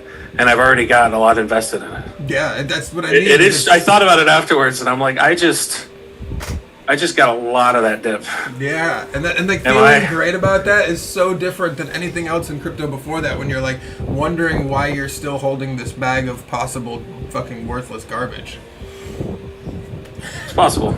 Yeah, and like I don't feel that way about this. I just watch people run off of a party stream to buy the dip as fast as they could. You know, like that I respect that. That doesn't tell you how where this could go. Then I mean I don't know what can. You know, so like because like that's the thing is that we all understand that like with all the gatekeeping and all the like coin market cap not giving us our just due and all the influencers not giving us any credit, all that really does is because it's unnatural. It's not how the market should work. It's, you know, so it creates what is a buying opportunity. It creates an unbalanced situation where people that do know that there's quality here and spend the time, you know, can actually see the value in it and will buy in, you know, and they have a chance to get in at a much lower price because like there is a value to Hex, you know, there is like when we say like, oh, it could go 110,000 X or whatever. I mean, it could, but like I remember I harken myself back to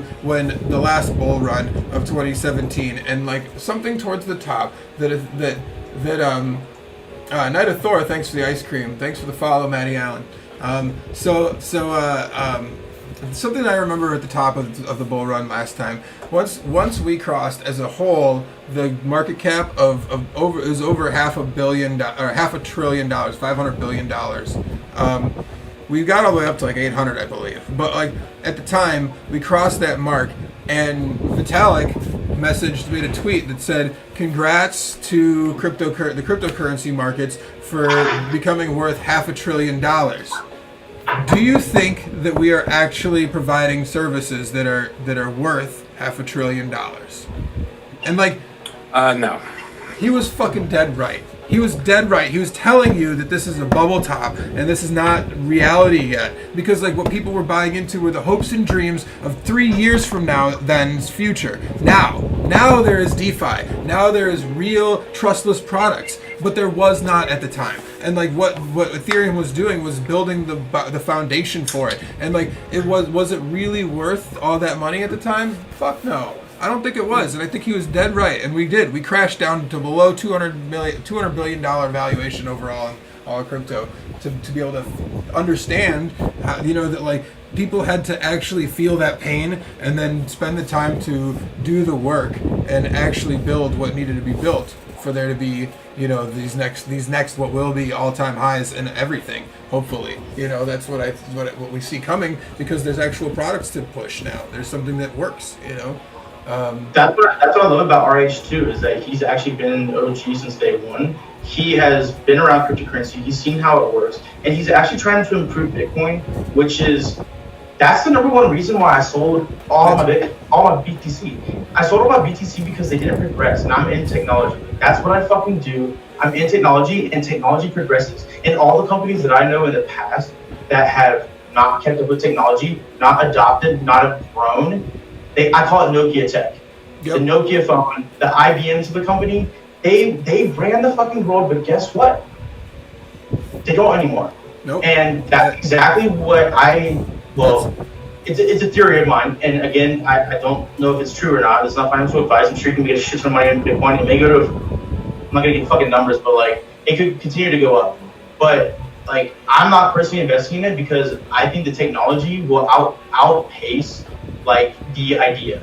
Yeah, and I think and it always has. I agree 100%, and I don't think that the price doesn't have to keep going up, you know, and up and up and up. But the thing is that it's not about just price go up. Like what Richard is showing all of us, and what he's like with everything that he's doing with this, is he's also showing us that like all of these things are vanity metrics to some degree. You know, like which one do you want? You want the market cap? Fine. You want the circulating supply? Fine. You want the price? Fine. We'll give you whatever the fuck you want. You know, because like that's not what matters. What matters is putting a wallet in every fucking person's phone everywhere around the world so that everybody has this shit. Who is gonna do that first? That's what really fucking matters. So like, will Bitcoin go to $1 million? Who fucking cares? Like it doesn't really matter. It doesn't really matter because like what really matters is that everybody's fucking using it. And are they gonna ever use Bitcoin? Is everyone gonna use Bitcoin? Fuck no, it's not gonna happen. No. So Yeah, I know the answer to your question. I know who's actually gonna fucking buy it when they find a product that works. yeah. So completed products are a real thing. And okay, so I'm gonna use XRP as an example. Oh, hey, thanks, Maddie Allen, for the diamond. Thank you, Mama Rock, for the lemons. Kick ass to see you. Y'all are awesome. Appreciate it. Continue, Richie. Sorry. So let's say thank you first. Thank you guys. Appreciate all you guys that are watching.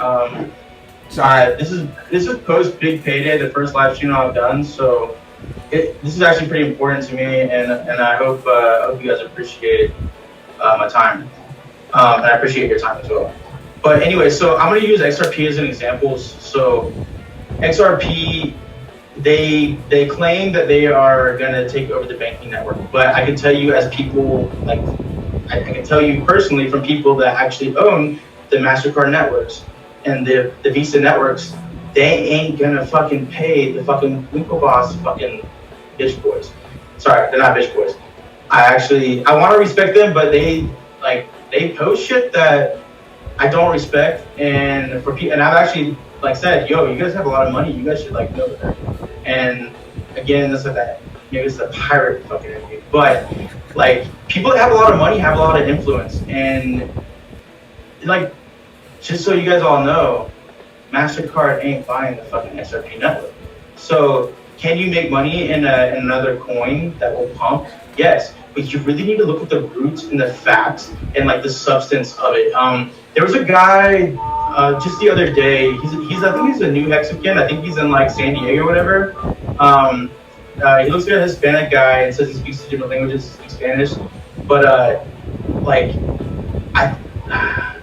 I think that fuck, I forgot what I was going with that. What was I saying? We're talking about XRP and how. Yeah.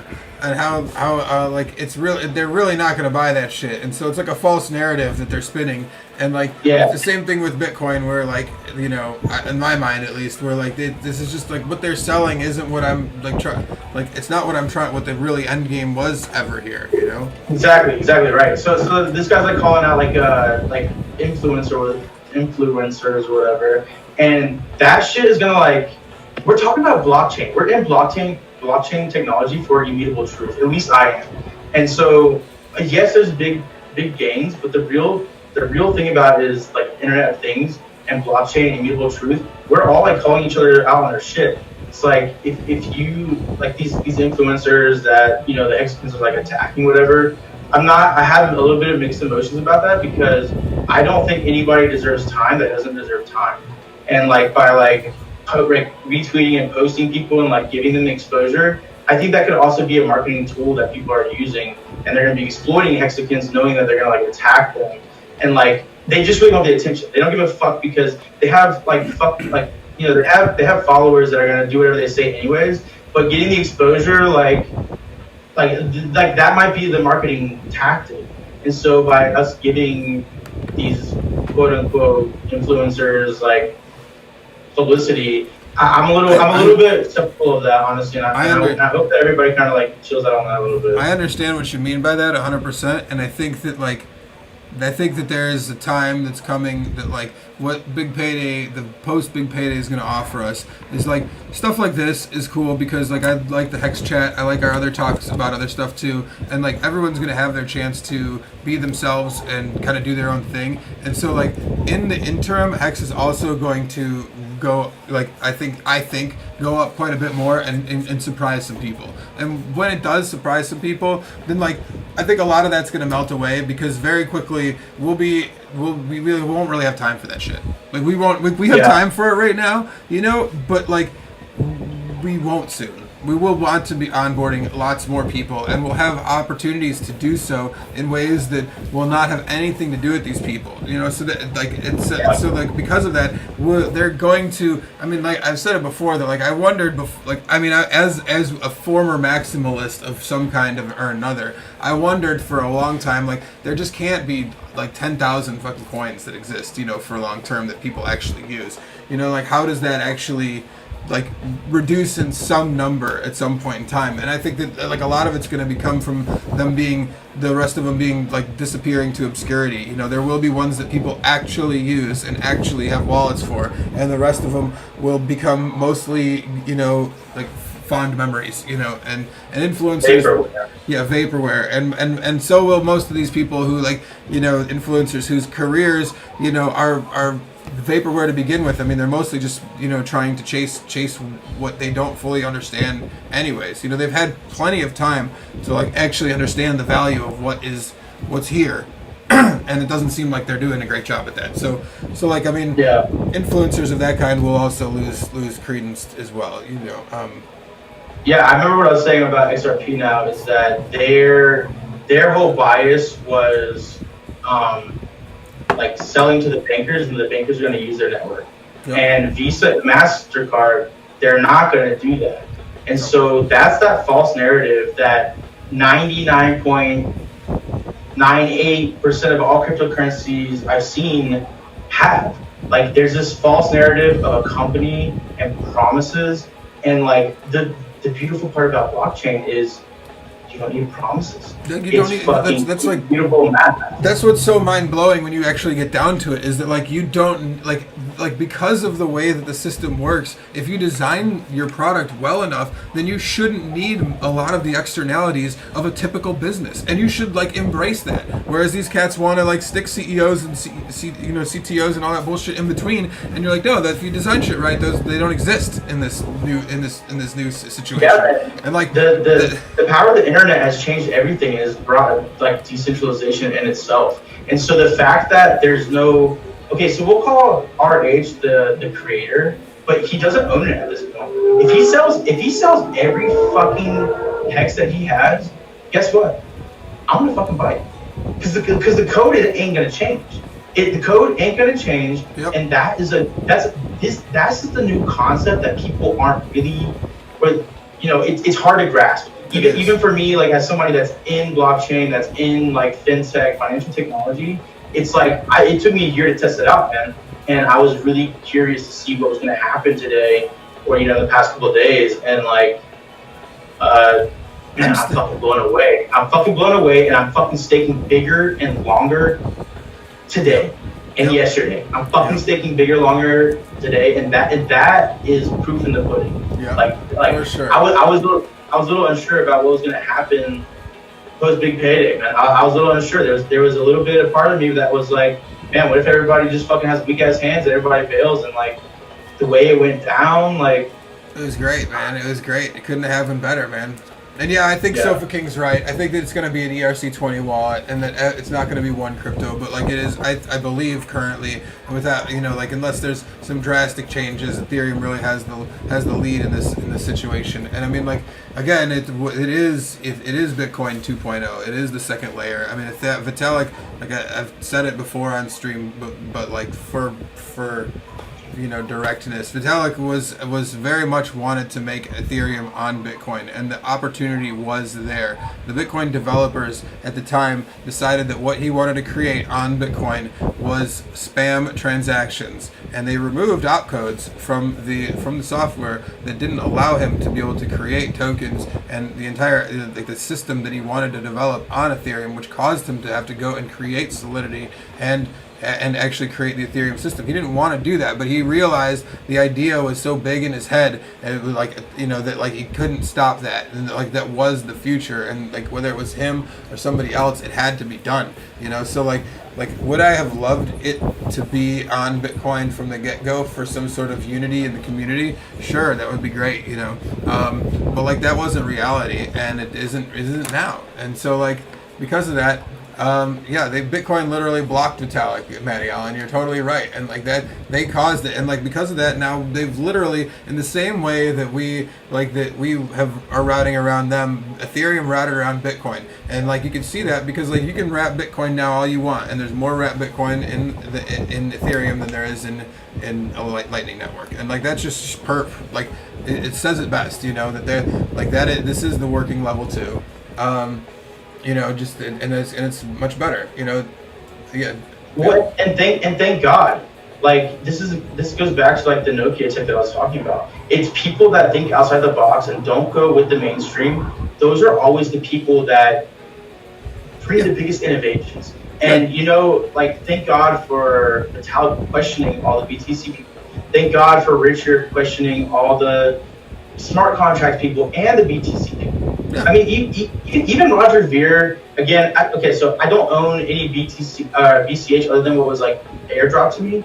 But I just want to talk about the tech. I'm all about the tech. Like I hope anybody listening knows that I'm not here to fucking pump bags. I'm here to talk about technology, the finance, and the future of our finance. That's really what I'm all about. And Roger Ver even has a vision and has created a product that's better than Bitcoin with the same concept. And as far as I'm concerned, is better than Bitcoin at this point. I'm not talking about speculative. I'm not talking about liquidity. I'm not talking about all these other fucking bullshit things that people like think are important, but like the use. Yeah, just for usefulness. Yeah, it does. I mean, like if you actually, and like that was like Roger's point. Like he did what he did because of a necessity. Like, do you think Luke Jr. that wants like a quarter of a megabyte block size? Do you think that he has a serious necessity to use the blocks?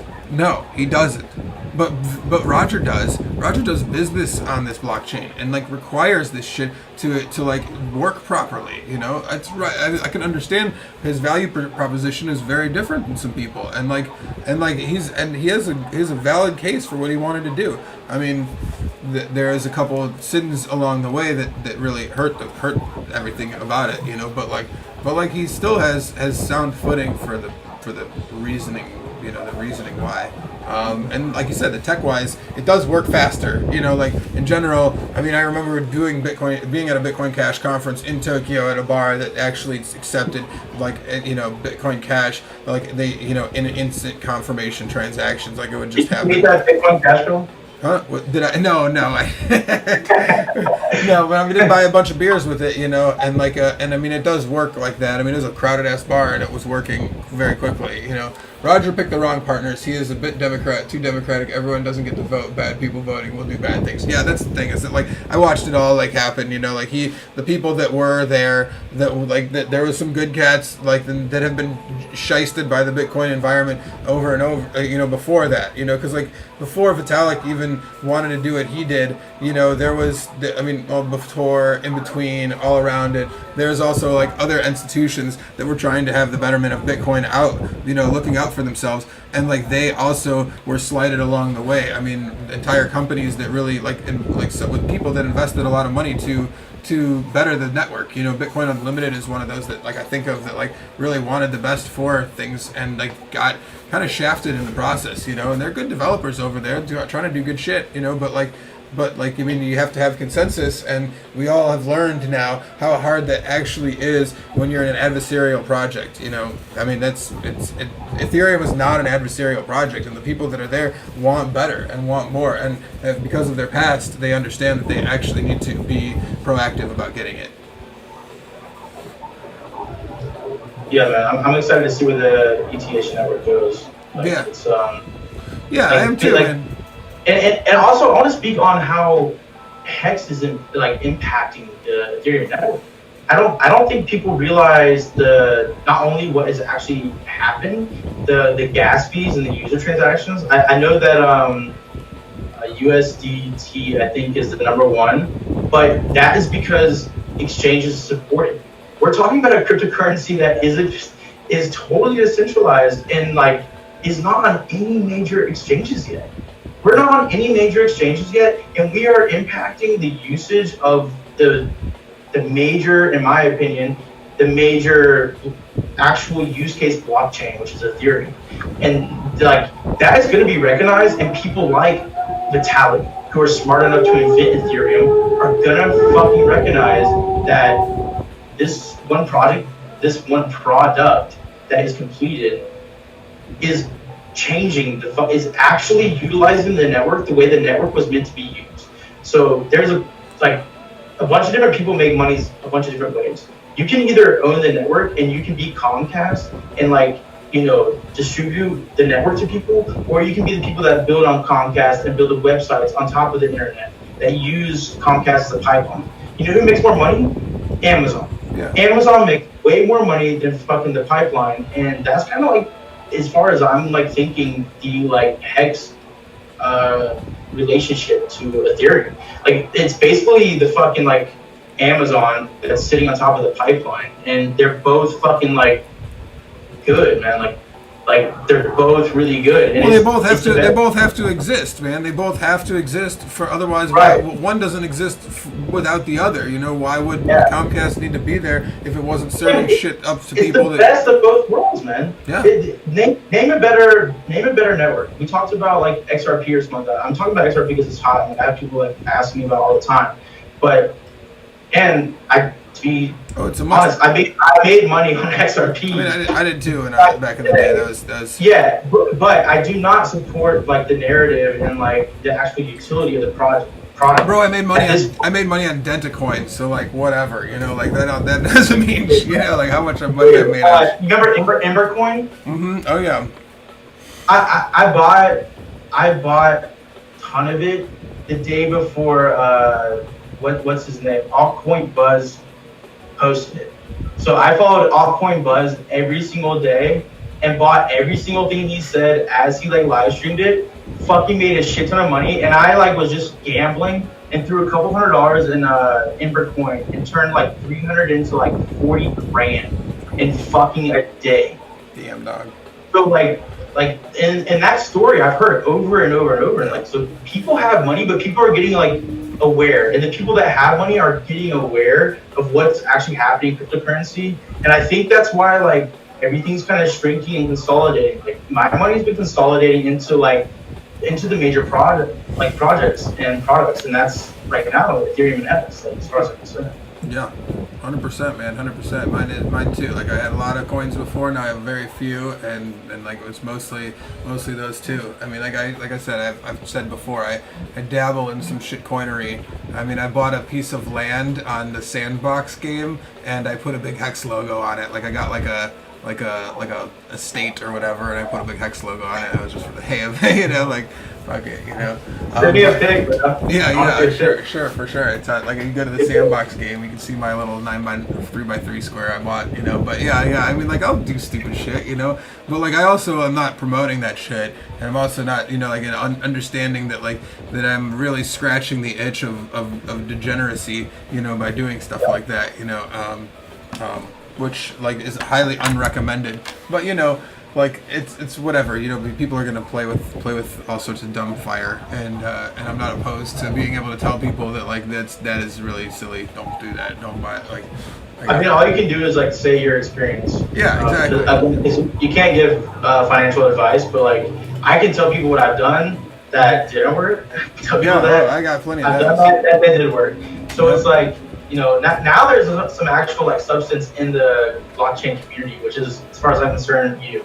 Like you are a substance, like you're bringing something to the community, you're trying, like you're not here like shilling shit, like you're just trying to listen and learn and like and spread knowledge to people. And I think that's the most important part. And I think there's going to be a shift in blockchain because people feel it more and more, like they feel in need of it because like the whole COVID situation. Like I certainly do, man. Honestly, I'm scared that I can't go to my bank like in the next couple of days and like withdraw shit. My phone vibrated for fucking 2 minutes while I was on a conversation, stopped everything and said like there was a death leak in COVID. And like I'm pretty sure that where I'm living is about to go into a lockdown. And honestly, I'm not confident that I'm gonna go to the ATM and pull out cash. Like, Yeah, you know, or the that it's, next or that it, yeah. I mean, I feel that, man. It's you know, having the ability to still route around that shit is makes you put your mind at ease. I mean, just in general, man. I mean, this has been like, I mean, I don't know who else out there on the stream has felt like that this year has been some surreal shit. Just, I mean, obviously from price pumps and everything else, but I mean, like the world rectifying the world as it is, and then like our gains on top of that, and how the system has been going has just been something that like it's hard to.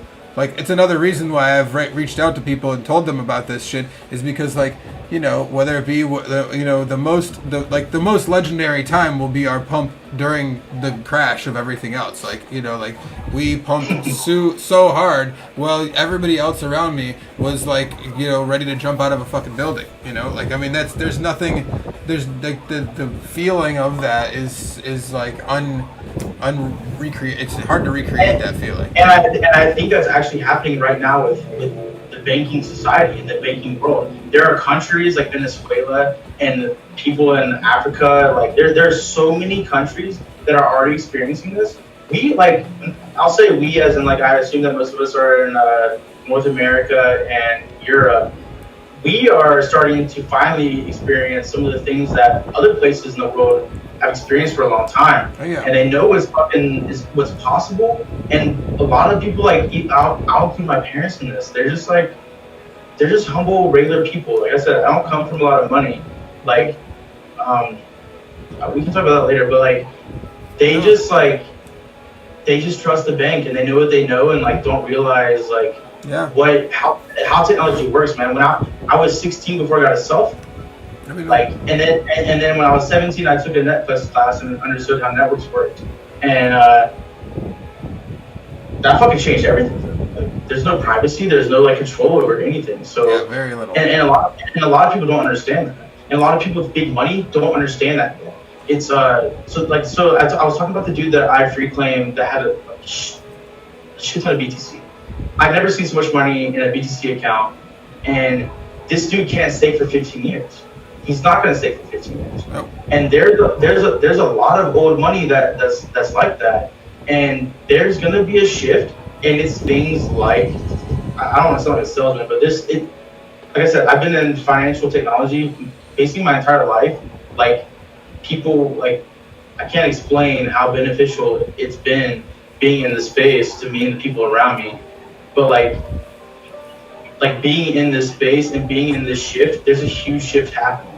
And I also think there's going to be even a bigger shift of wealth right now, which a lot of people don't want to hear, they don't want to believe, and I think they're actually voting for more equality. But I think what actually is going to happen is a bigger shift of the upper and middle, lower class. I think it's going to be bigger. The people that are surviving right now and in this pandemic, whatever, I really feel like some people are really fucking prospering and everybody else is getting fucking wrecked, and there's going to be a bigger gap of inequality. 100%. 100%. I've been talking about it for a while with people and family and friends. This is not something I get onto too long on stream very often, but yeah, man. I mean, think of some of the realities of just this past year, how income disparity becomes a reality in the lives that we lead or we used to lead. I mean, okay, just a year ago, man, anybody could go anywhere. If you worked a basic ass job, you could still save up. If where do you want to go? Fucking Paris? You've never seen the Eiffel Tower? You could save your fucking money, get on a plane, and go to see the Eiffel fucking Tower. And it's not that hard. I mean, even if you worked at fucking McDonald's, if that's your life dream, it's not an impossibility. But now couple that with a world of pandemic where to get in and out of places you have to be able to quarantine on 2 weeks on either side of it. On top of who has the time for that kind of shit? Who has the time to be able to travel like that? It makes a lot of things for people to do a lot harder, and what you end up with is a bigger gap between those that can and those that can't. Exactly. The haves and have-nots. You agree then? You think there's going to be a bigger shift of equality?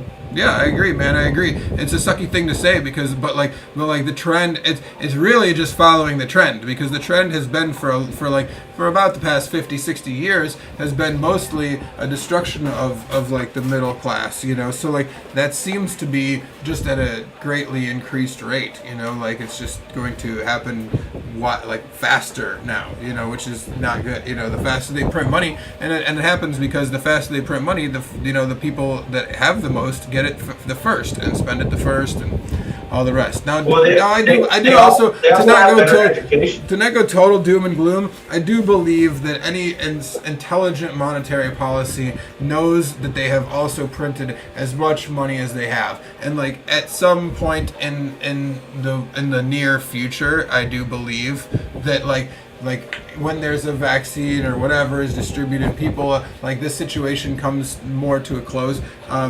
that there's I don't like think that so. there's I gonna, think you're underestimating greed, man. well, I think you're that there's. underestimating. Well, I mean, just in general, whenever there has been times of hardship, there's usually a contraction of the monetary policy. Like the Fed and whoever else is controlling monetary policy does contract things quite a bit. And I'm not saying like that's not like that it's going to be enough or anything else, but I do think that there is going to be still another wave or two before we hit some sort of like, you know, this Venezuela and Germany bring a wheelbarrow full of Deutschmarks to get a loaf of bread kind of shit. I don't think we're there yet. But They don't just control quite a bit. The bankers own everything.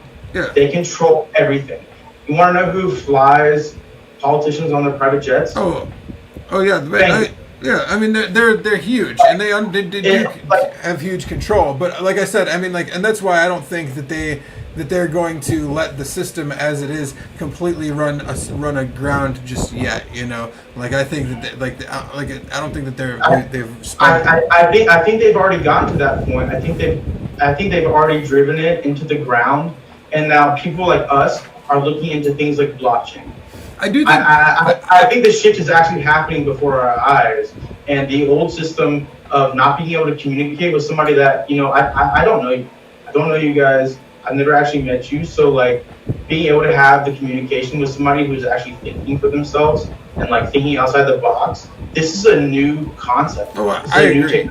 I agree, and the money policy is gonna fucking be affected by that. I agree with that 100%. Sure. I actually think that what you were getting at is, and that I do think is a reality about this, has nothing to do with the dangers and perils of you know, a bad monetary policy gone awry. It's more to do with what you talked about with age and the changing of the guard, in the sense that like you have somebody who has you know, an older gentleman who was still young enough to invest in some crypto at some point in time, but really is still like a lot of this is still beyond him. You know, like a lot of what's going on is still beyond him, or the reasoning for it. And I do think that like, we're gonna find out. The younger generation will understand this stuff and pick it up a lot faster, and like his money has to go somewhere when he dies, you know, so like at some point in time the younger generation of all kinds will pick up the you know, the mantle of their previous generation and choose new places to invest their money. I mean, that's why, you know, that's why we have that's why Nokia isn't on top anymore, and AT&T isn't on top, and Sears went to shit, and fucking everything. You know, all that has happened over and over and over before, because younger generations or newer people, new investors see better opportunity in newer things. Also, what's really important to remember is pride. So the people that created these life-changing things and opportunities, their pride got in the way of accepting innovation. And when you stop like accepting change and innovation, you stall out. Yeah, You 100%. stall out. 100%. That's why you know, when people talk about like blue chips and crypto going down 80 some odd percent, you know, like, man, look at blue chips in fucking the traditional finance. They've all gone, like, people that like set their retirement on their Sears stock are fucked right now. If that was actually reality, you know the what I guy mean? Like, that I keep referencing that claimed his Bitcoin, he traded penny stocks. He was a stockbroker back in the day. He hit the market right and fucking made a shit ton of money. But things are changing. Yeah, Things are changing. Oh, yeah. The people that The don't change, they're gonna miss the boat. One of the big things that I will say is a big change that's happened is I don't think that Hex actually might change that back to some degree, but up until Hex, like, I don't think that the opportunity for you to just invest your money into something safe and come back and retire later was like an option. Like, I think that most people had to pay a lot, over the past 10, 15 years, have had to pay a lot closer attention to their money than like our parents, you know, had to pay. You know, there was. Can I ask this question then? Mm-hmm.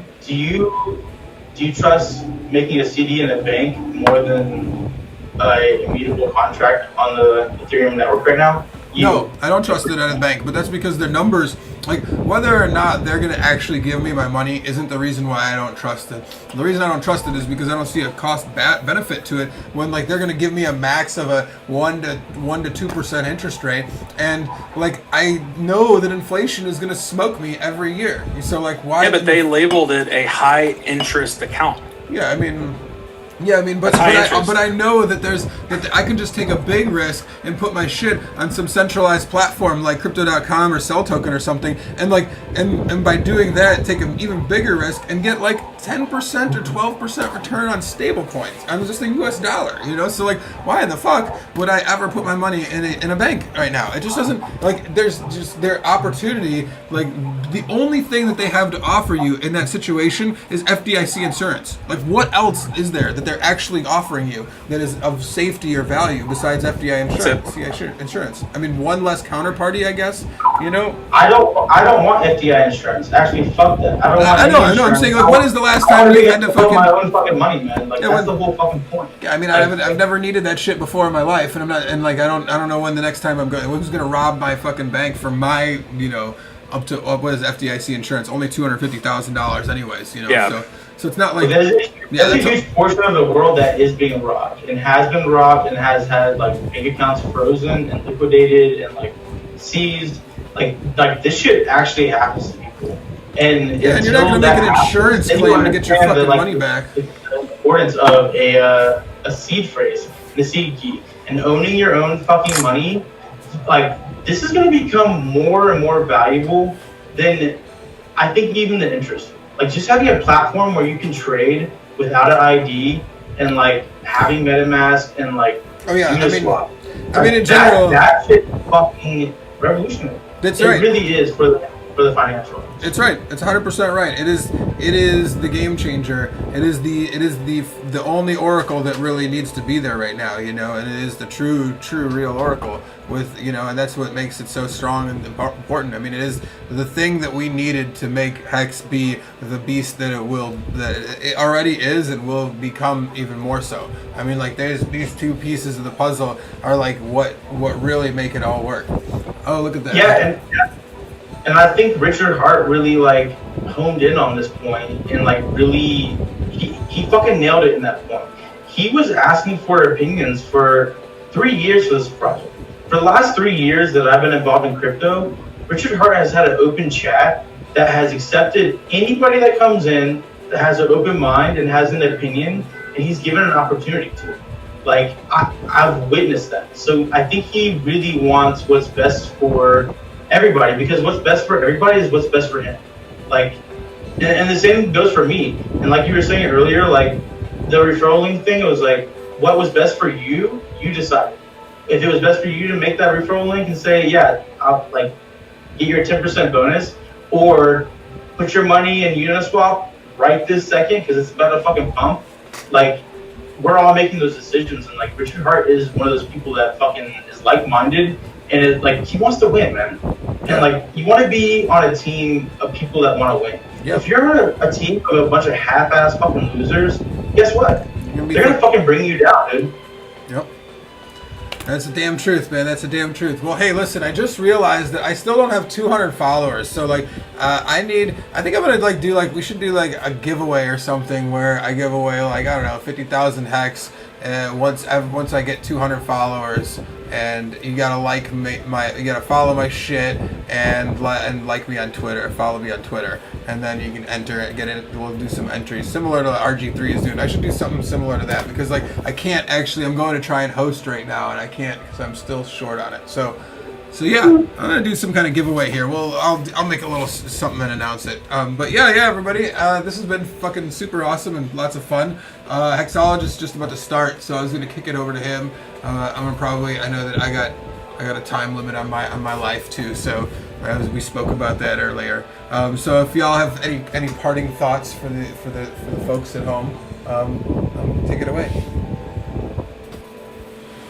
Mike. Richie? I just created a D-Live account and followed you. Oh, perfect. Kick ass. Thank you for doing that. There we go. I'm not buying any lemons right now, though. No, you don't got to buy any lemons. Oh, hey, you know what? While we're doing that, though, while we're thinking about that, for everybody that is here, I will open up perfect. I will. Kick ass. Thank you for doing hang on. There we go. I will open up the chest. So, hey there, everybody. Let's do a little chest.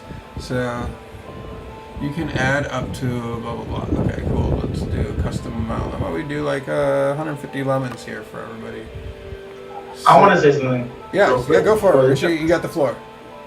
So, you talked about 200 followers, but like we talked about earlier, the quality of the followers is so important. And quantity will be important at one point, but the people that are sitting here right now and actually listening to a conversation with people in financial technology and they're trying to push it forward and be honest with you guys, that is invaluable. So I feel like everybody should consider themselves lucky that like you're in the right place. You might not be where you want to be yet, but just like let me assure you that you're in the right place.